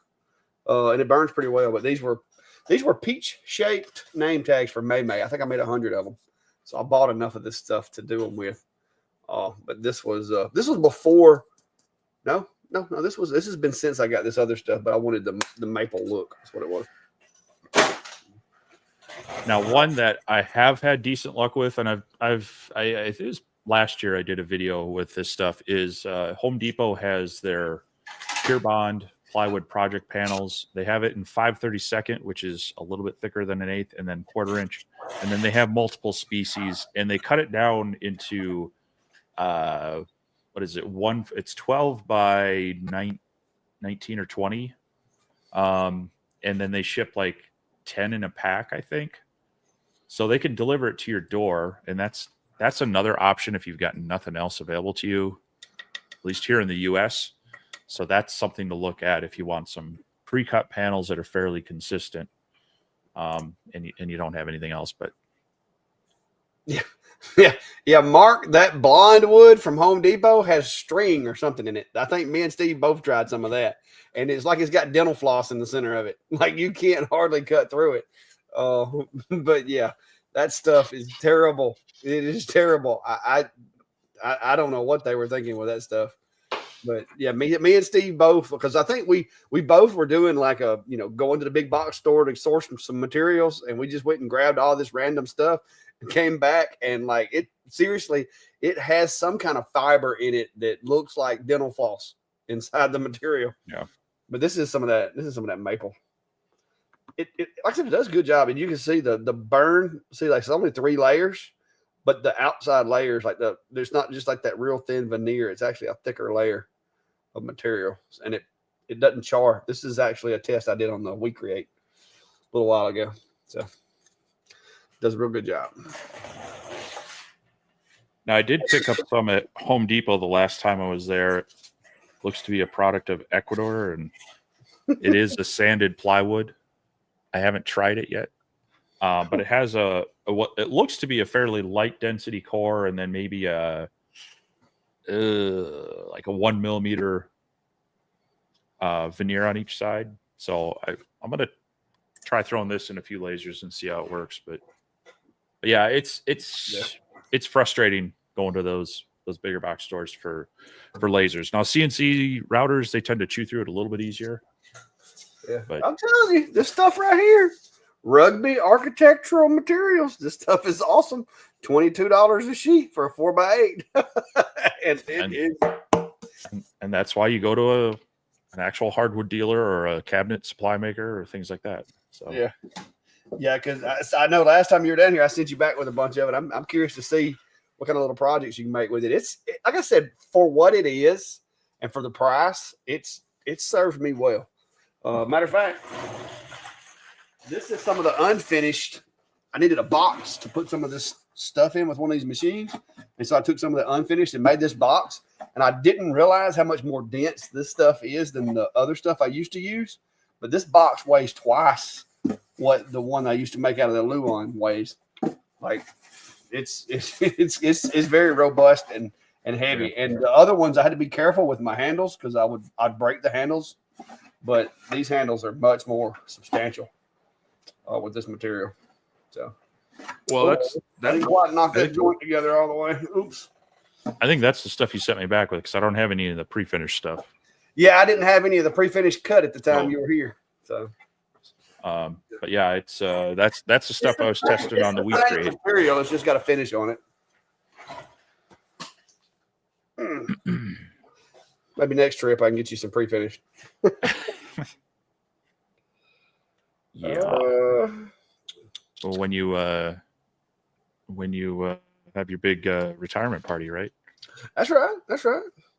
Sharon's saying that she sent you an email with a link to purchase a replacement air compressor that Dimitri sent me. It was controlled by the MK2, but it's the same machine per Dimitri. So whoever it was looking for a replacement. Miss Sharon must have already found one. Thank you, Miss Sharon. What up, Ballard? How are you, sir? I think he.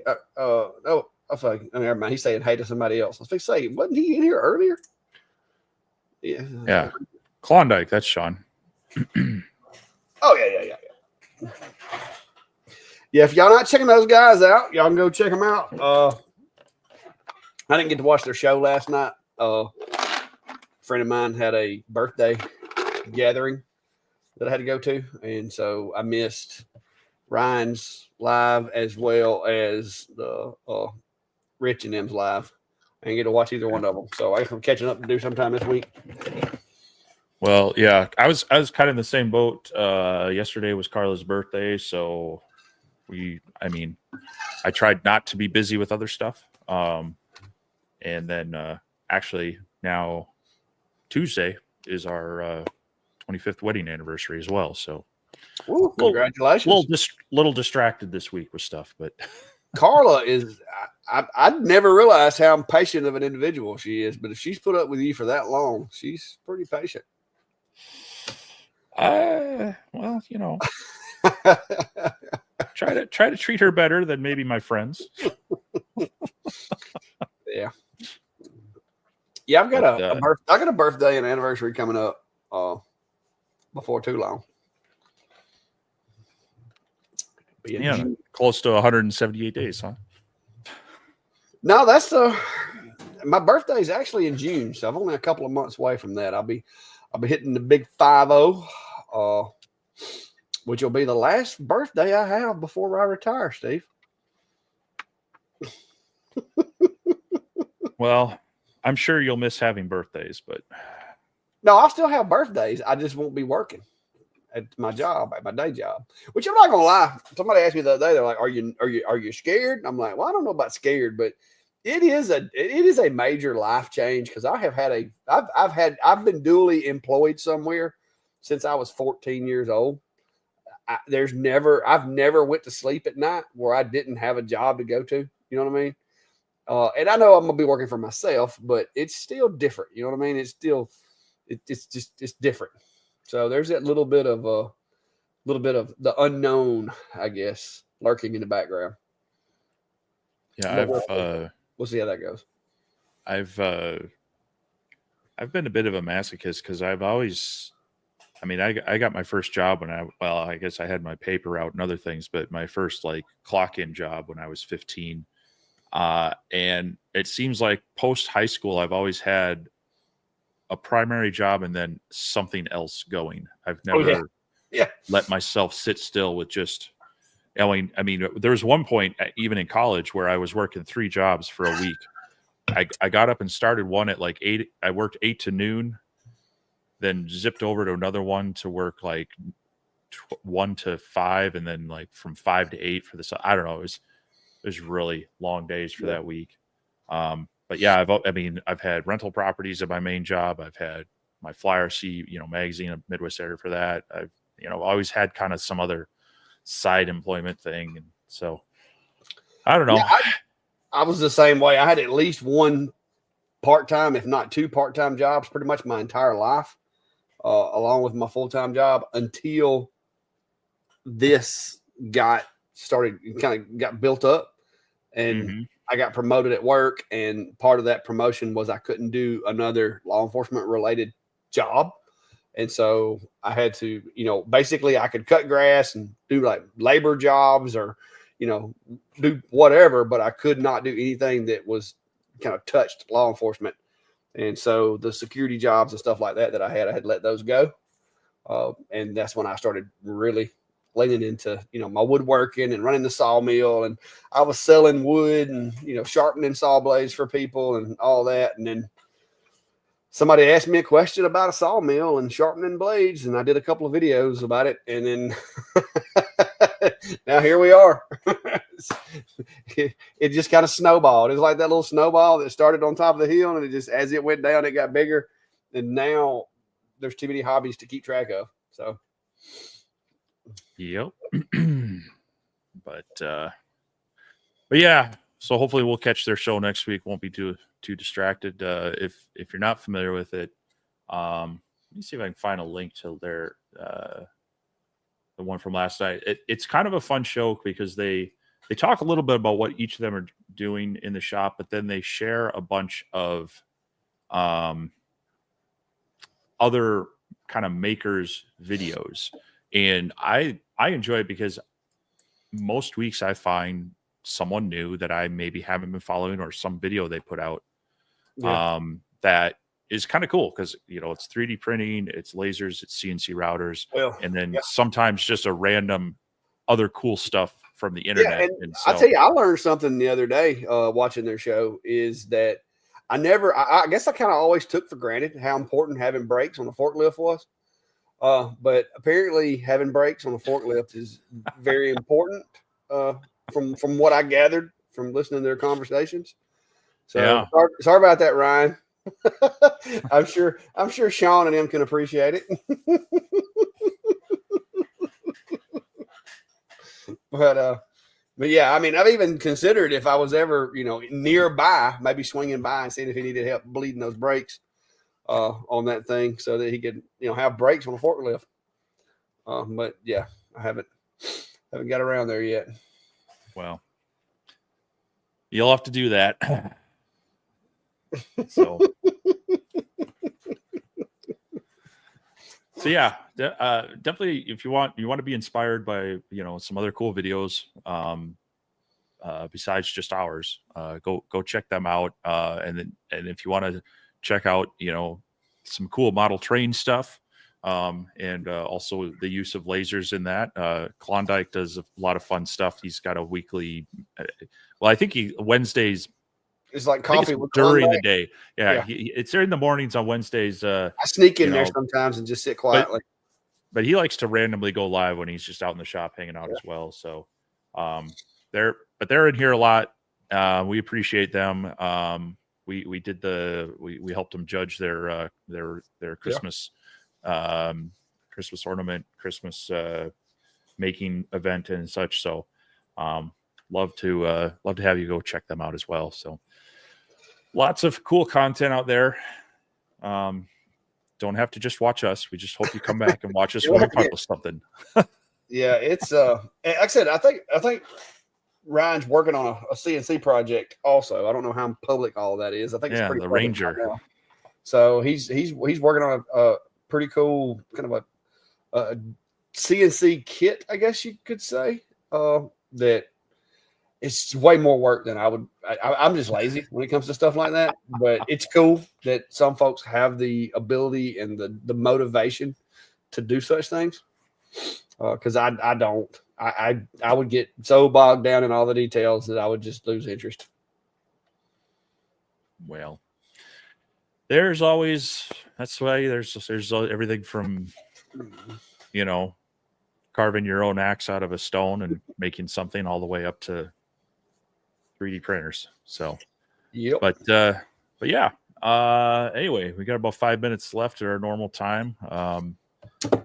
Yeah, I do have something I want to announce before we go. So, whenever you get a chance. Well, I was just gonna see what we're doing this week. Like I say, we've got some birthday and anniversary stuff wrapping up, but I'll be working on, trying to get some stuff out on these machines. I've got a few projects that I've been accumulating some stuff for, with to do some stuff with the CO2s as well, and so hopefully won't be as distracted this week and get some of that done, get it out.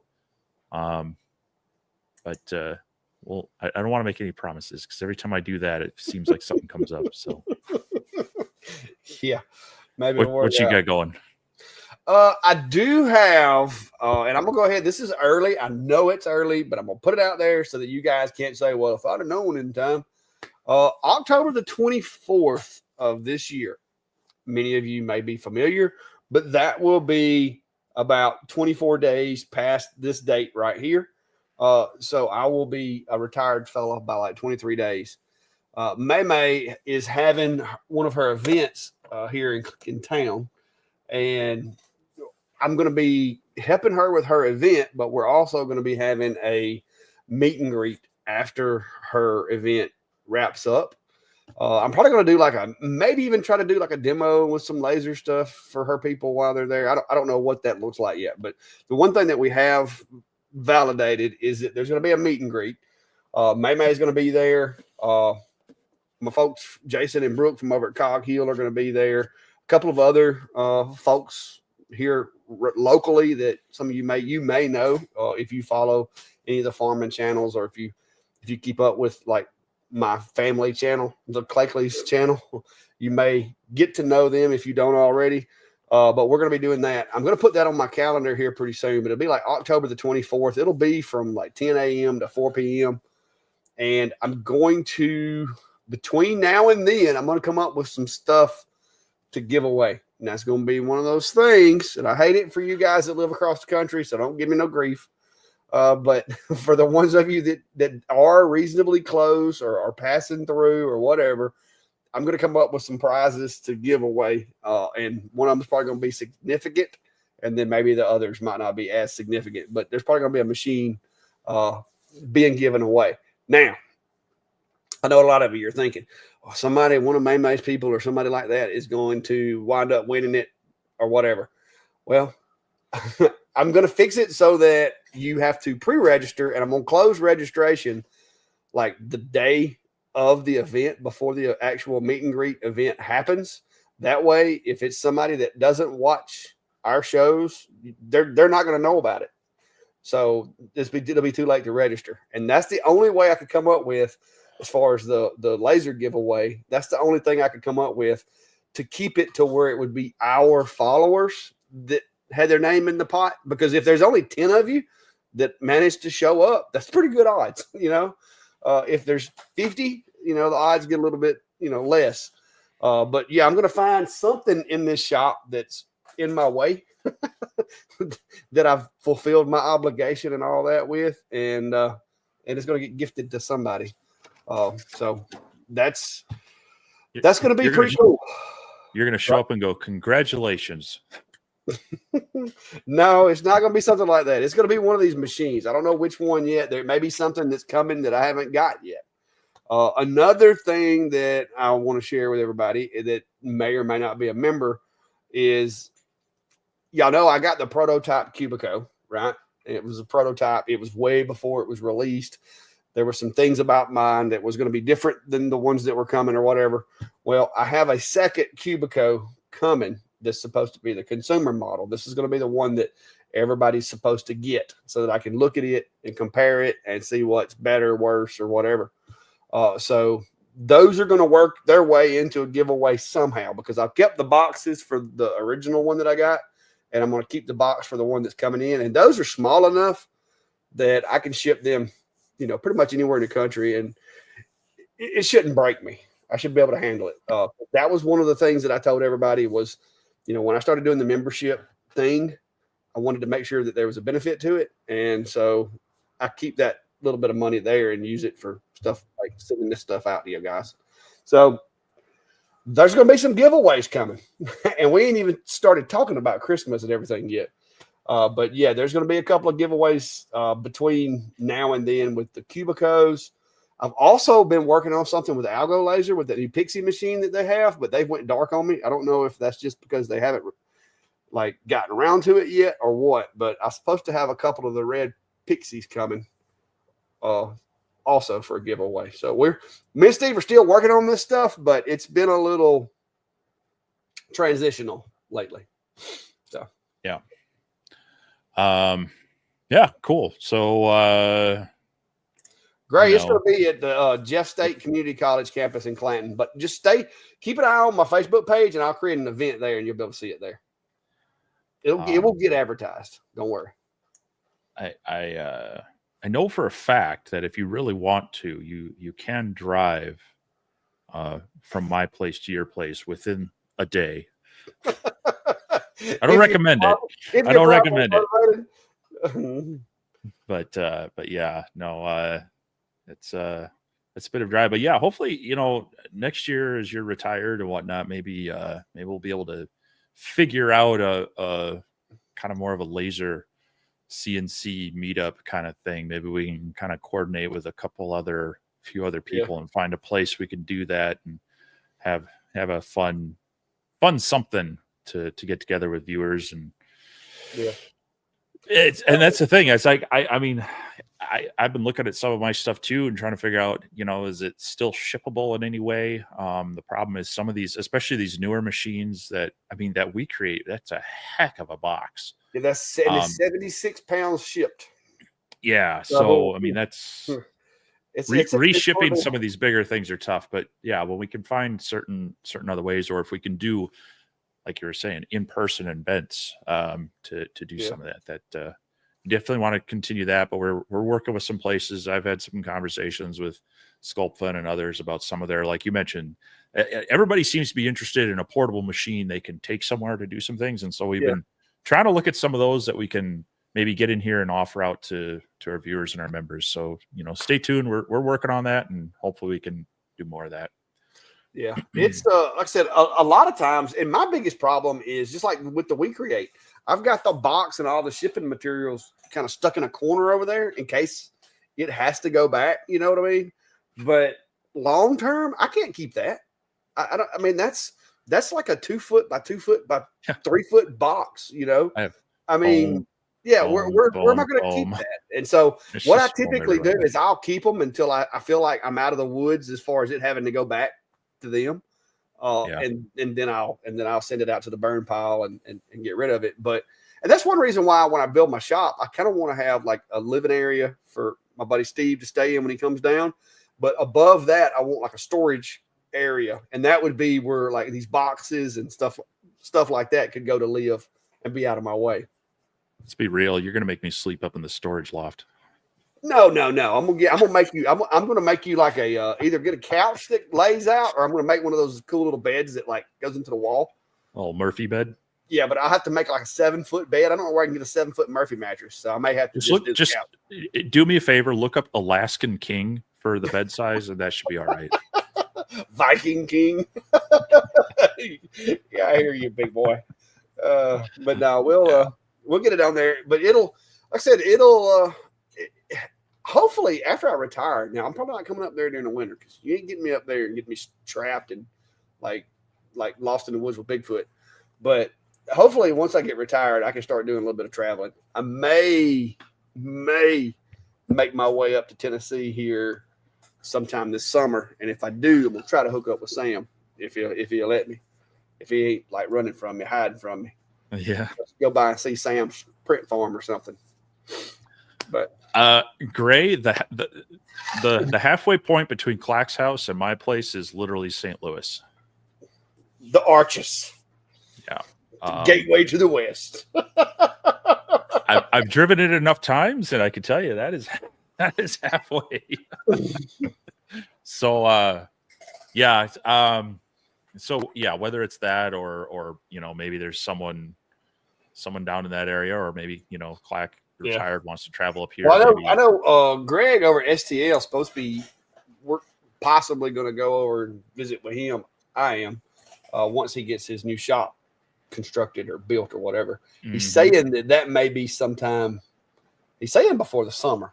I think the slab's already down, so that may be a little trip to North Georgia, and I may try to work it out to where I go through North Georgia up to Tennessee and maybe hang out with Sam and go up in Gatlinburg or somewhere and hang out for a week or so, and maybe try to call the whole thing a business trip. If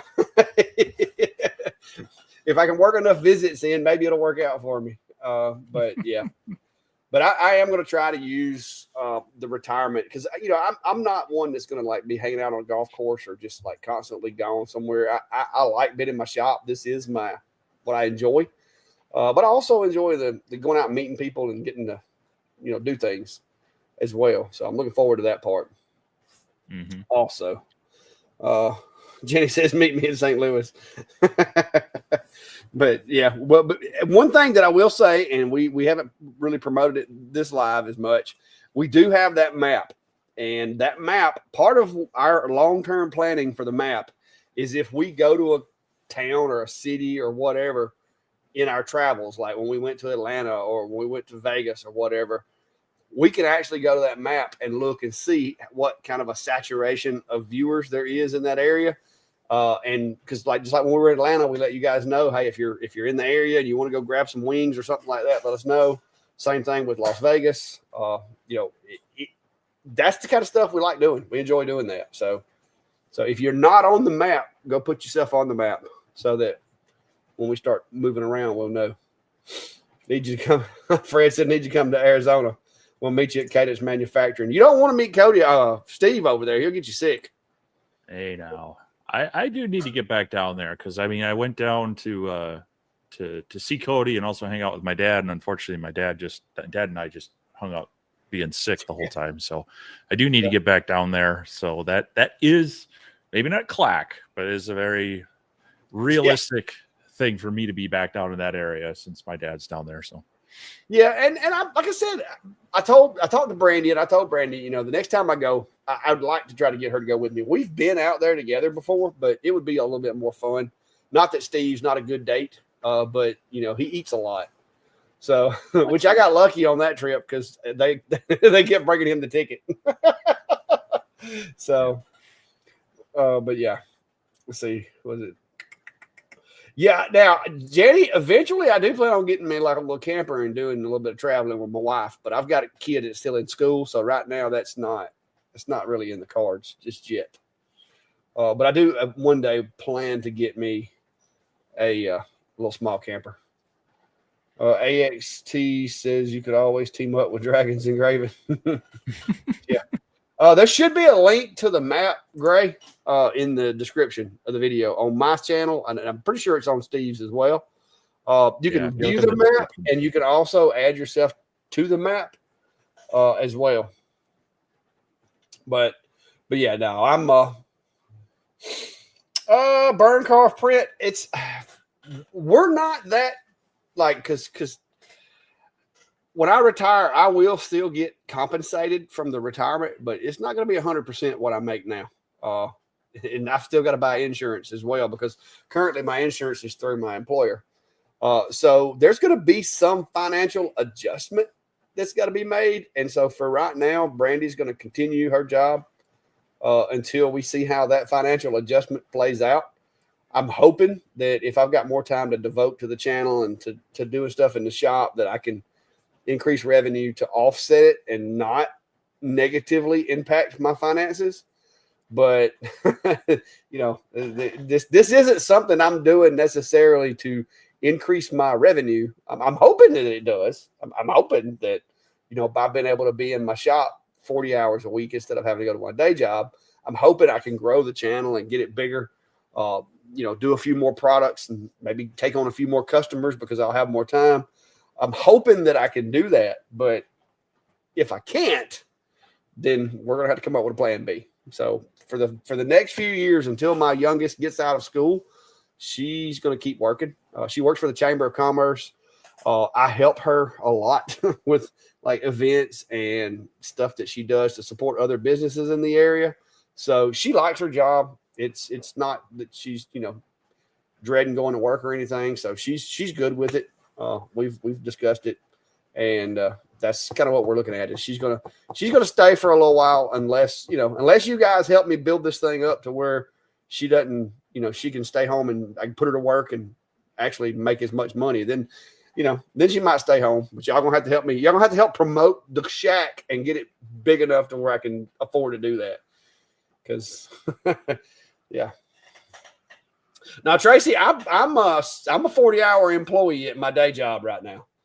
I'll get that 40 hours back. I'm at the end of the rope. They've pretty much started taking my job away from me and giving it to other people. So I'm a 40-hour employee at my day job right now.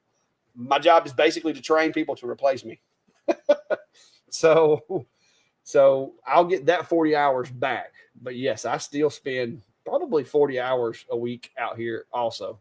So, and I'm going to continue to work probably more than what I am now for the first few years to try to get it spun up and try to get, the money situation to where that it's not scary. Because it is a little scary taking that pay cut and having to pay insurance and all that. But as long as my stove covers and cutting boards keep selling, I guess I'll be all right. All right. So 9 minutes over. Y'all got me talking. But yeah, y'all be on the lookout for that event. It will be in October, so y'all got plenty of time. But I just want to give you guys a heads up as early as I could. So I'll be adding that in the next few days. I've got some other channels that we're going to be co-hosting or whatever. So I've got to bring them in as well. So, yeah.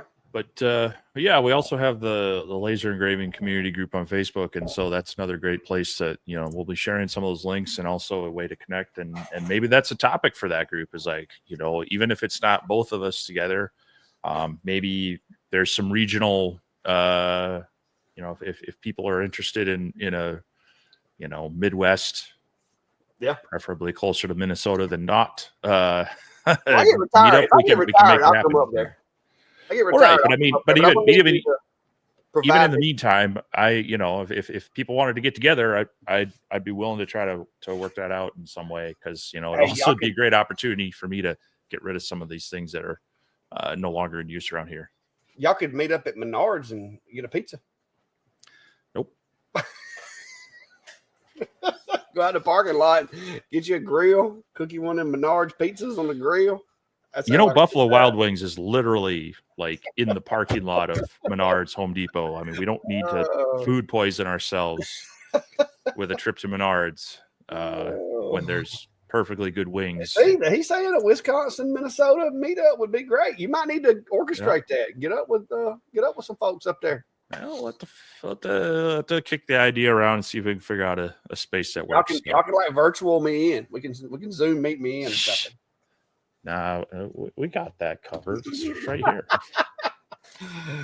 Yeah, but anyway, guys, I appreciate it. We do appreciate everybody, and like I said, stay tuned for hopefully some stuff coming down the pipe here pretty soon. I kind of got slammed with a couple of machines that they don't really give you timelines when they reach out, because with We Create, what was it, back when we were in Vegas is when they hit us up about these, and then Monport.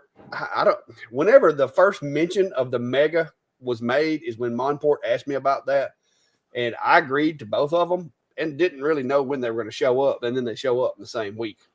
So that does kind of bog you down. But like I said, I hear a lot of people saying, "Oh, I don't want to review machines. I don't want to review machines." Well, I do want to review machines. 2 reasons. 1, I like new toys. I like cool stuff, technology.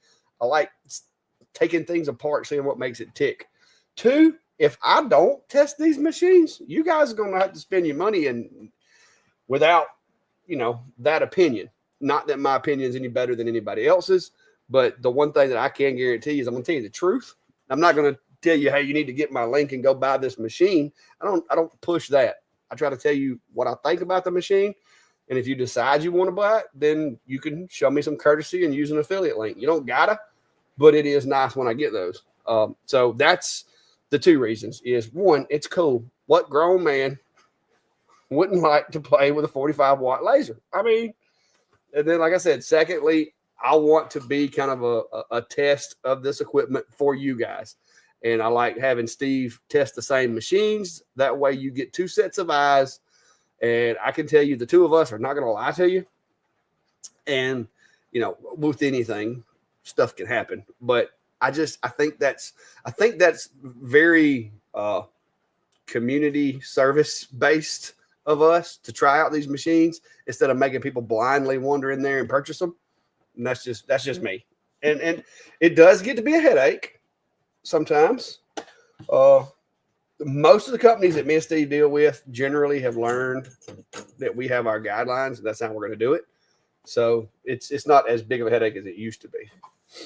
Like you were talking about those resellers that we used to deal with that we don't deal with anymore. Mm-hmm. Yeah. So. Yeah, anyway. I think we try to find a balance on that.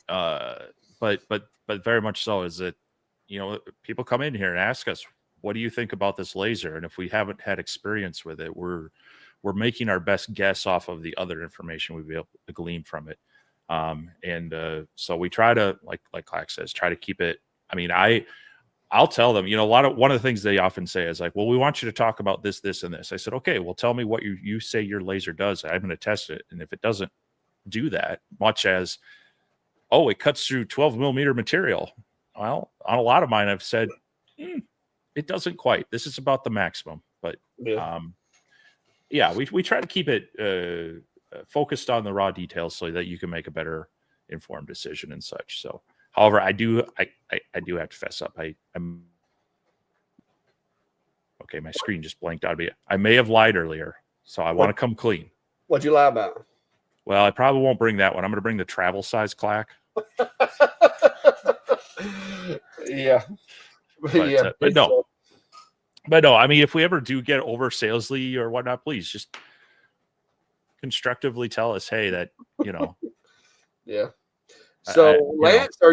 I'm guessing, have you had a bad experience, Lance? Like some of the machines, actually, the first machine they came out with,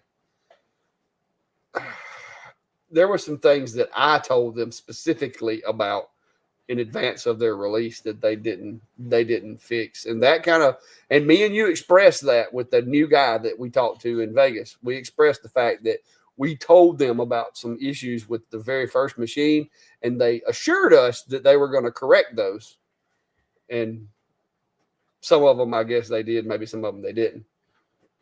But that's but that's something that we really, I mean, we can't see that coming. You know what I mean? If a company works well with us and does good with us and does what they're supposed to, I mean, we've both dealt with companies like Acer. Acer was Johnny on the spot for about a year, and then all of a sudden they turned into a vapor and disappeared. We neither one of us have a crystal ball, and we can't see stuff like that coming. I try to stick to the facts of, is this a decent built machine? Does it work? Can the average person use it?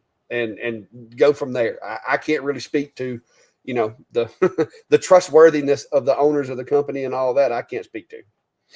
So, well, yeah. It's also something that you may notice with mine as well is I'll sit on it a little bit longer. I'll put it through more paces, and I will tell you right now, don't expect me to have like a real review on the We Create out right away. I'll probably have like some, maybe short videos of it doing something here, maybe a project video of it doing it. But knowing some of the history with We Create, I want to make sure I really test and compare this one and get some hours on the machine. Because I mean, this goes back to my airplane stuff as well. I've had it go both ways where I've started out with a piece of equipment and I think it's horrible. It's junk, and until I get to learn some of its nuances or figure out that I did something wrong on the setup or whatnot, I could be wrong. But also on the flip side, I could think, hey, this is great. And then, you get 10 hours of use on it. And all of a sudden it's like, things are starting to break down, or, it's lifted up and down so many times, or the gantry's moved around so much. So I'm going to, especially with this one, I'm going to try to put some more time on it. I've been trying to even just run material tests on various things just to get some hours on the machine before I dump any information out there on it. That's like that right there. All that is just me throwing materials at it, trying to make it move, cut stuff, make smoke, all that good stuff. And I have cut up a whole bunch of material today. And yesterday, it was yesterday is when I unboxed it. But I've been running it pretty much nonstop today. Mark L is saying one YouTube reviewer made a statement that 20 watts is a sweet spot of diode lasers. Those kinds of statements don't age well. You guys don't do that kind of thing. Well, I think it's like right now, currently, I mean, a 40 watt's kind of middle of the pack as far as a laser goes. A 40 watt, most of them can switch to 24. So I think, if you can afford it, if you can swing it, if you got the room for it, a 40 watt's a good go-to for the moment. Now, I'll tell you this, lasers in the past 2 years have evolved at rapid pace. And I consider that I think that it will continue to evolve. So, it's hard to say something like that in the video, like you said, because that video is going to be there for a year. We got a cat fight going on over there. The video is going to be there for a year, and it's, things can change. A 20 watt is a good machine, but every week it's getting, I see what it is. Biscuit done stuck his big head in the door. The cats are running for the heels. But you know, the machines change a lot. So Yep. Sam Craft, yeah, the ergonomics are terrible. Yes, I was complaining about that earlier. Now I will tell you this, Sam, in Lightburn, when you do a cut, it doesn't lift all the way back up afterwards. That's how it stays. Wherever you set the focus, it stays at that plane until you change it. But yeah, it is when you come over, especially like rolling in this chair, you got to stand up to reach over in there to get something out of it. It almost, like Steve said, it almost needs to be on like a knee-high stool to make it a little more ergonomic. Yeah, so mine's, I mean, it's 12 inches down into the material with it back in its parked lid. So yeah, it's well, see, this is Lightburn right here. So it operates a little different. But most people are probably not going to use it that way. Yeah, I really wish the front come up, like opened, like a little door, like a little oven door or something. That would be nice. But you know, whatever. It, like I said, it has its pros and cons, I guess. If you only have a 16-inch high table to put it on, it would work out perfectly. But yeah. What up, Sam? Hey, I was telling everybody I may come up there and try to find you here this summer now. I'm going to be reaching out to you possibly. My wife's talking about kids is wanting to go up to the mountains. So that doesn't sound threatening at all. I'm not talking about it in a bad way, Steve. I'm going to come up there and find you, Sam. No. Me and him, we done had this discussion. Biscuit, get your big head out of the cat door. That dog. Yeah. Ain't seen him all day. It's been raining. We create autumn. Ballard said that we create autumn. I mean, seriously, that is one of the drawbacks with it. Is it's like trying to reach over into one of them cabinet CNCs with the bed all the way down. I mean, it could be, especially for, you know, short people. Since I'm not short, I wouldn't know about that. But you know, Steve argues otherwise. But yeah, anyway, don't want to keep you guys. It's getting late. I got to work tomorrow. Still got that job for 178 days. Yeah, but all you're doing is teaching other people your job. Hey, that's very important. Like I just got one of our our property management softwares updated to this new software that even I don't know. So I've got to go through training on it, and then once I learn it, I've got to confirm that all the stuff from the other software migrated okay, and then I got to teach people how to use it. That's going to take me at least 2 or 3 weeks.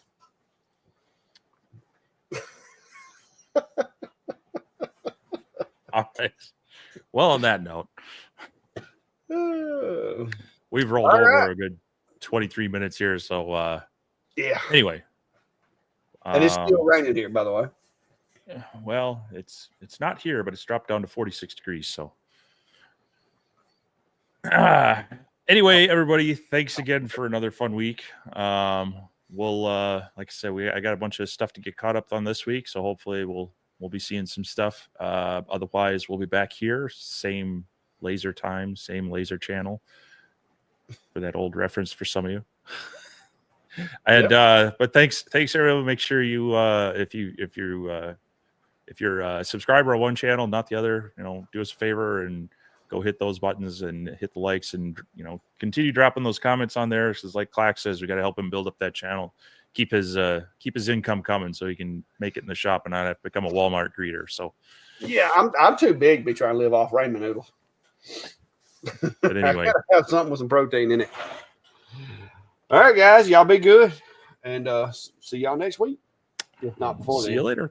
Hopefully, I'll have at least a little video this week. So you guys be good. All right, we'll see you.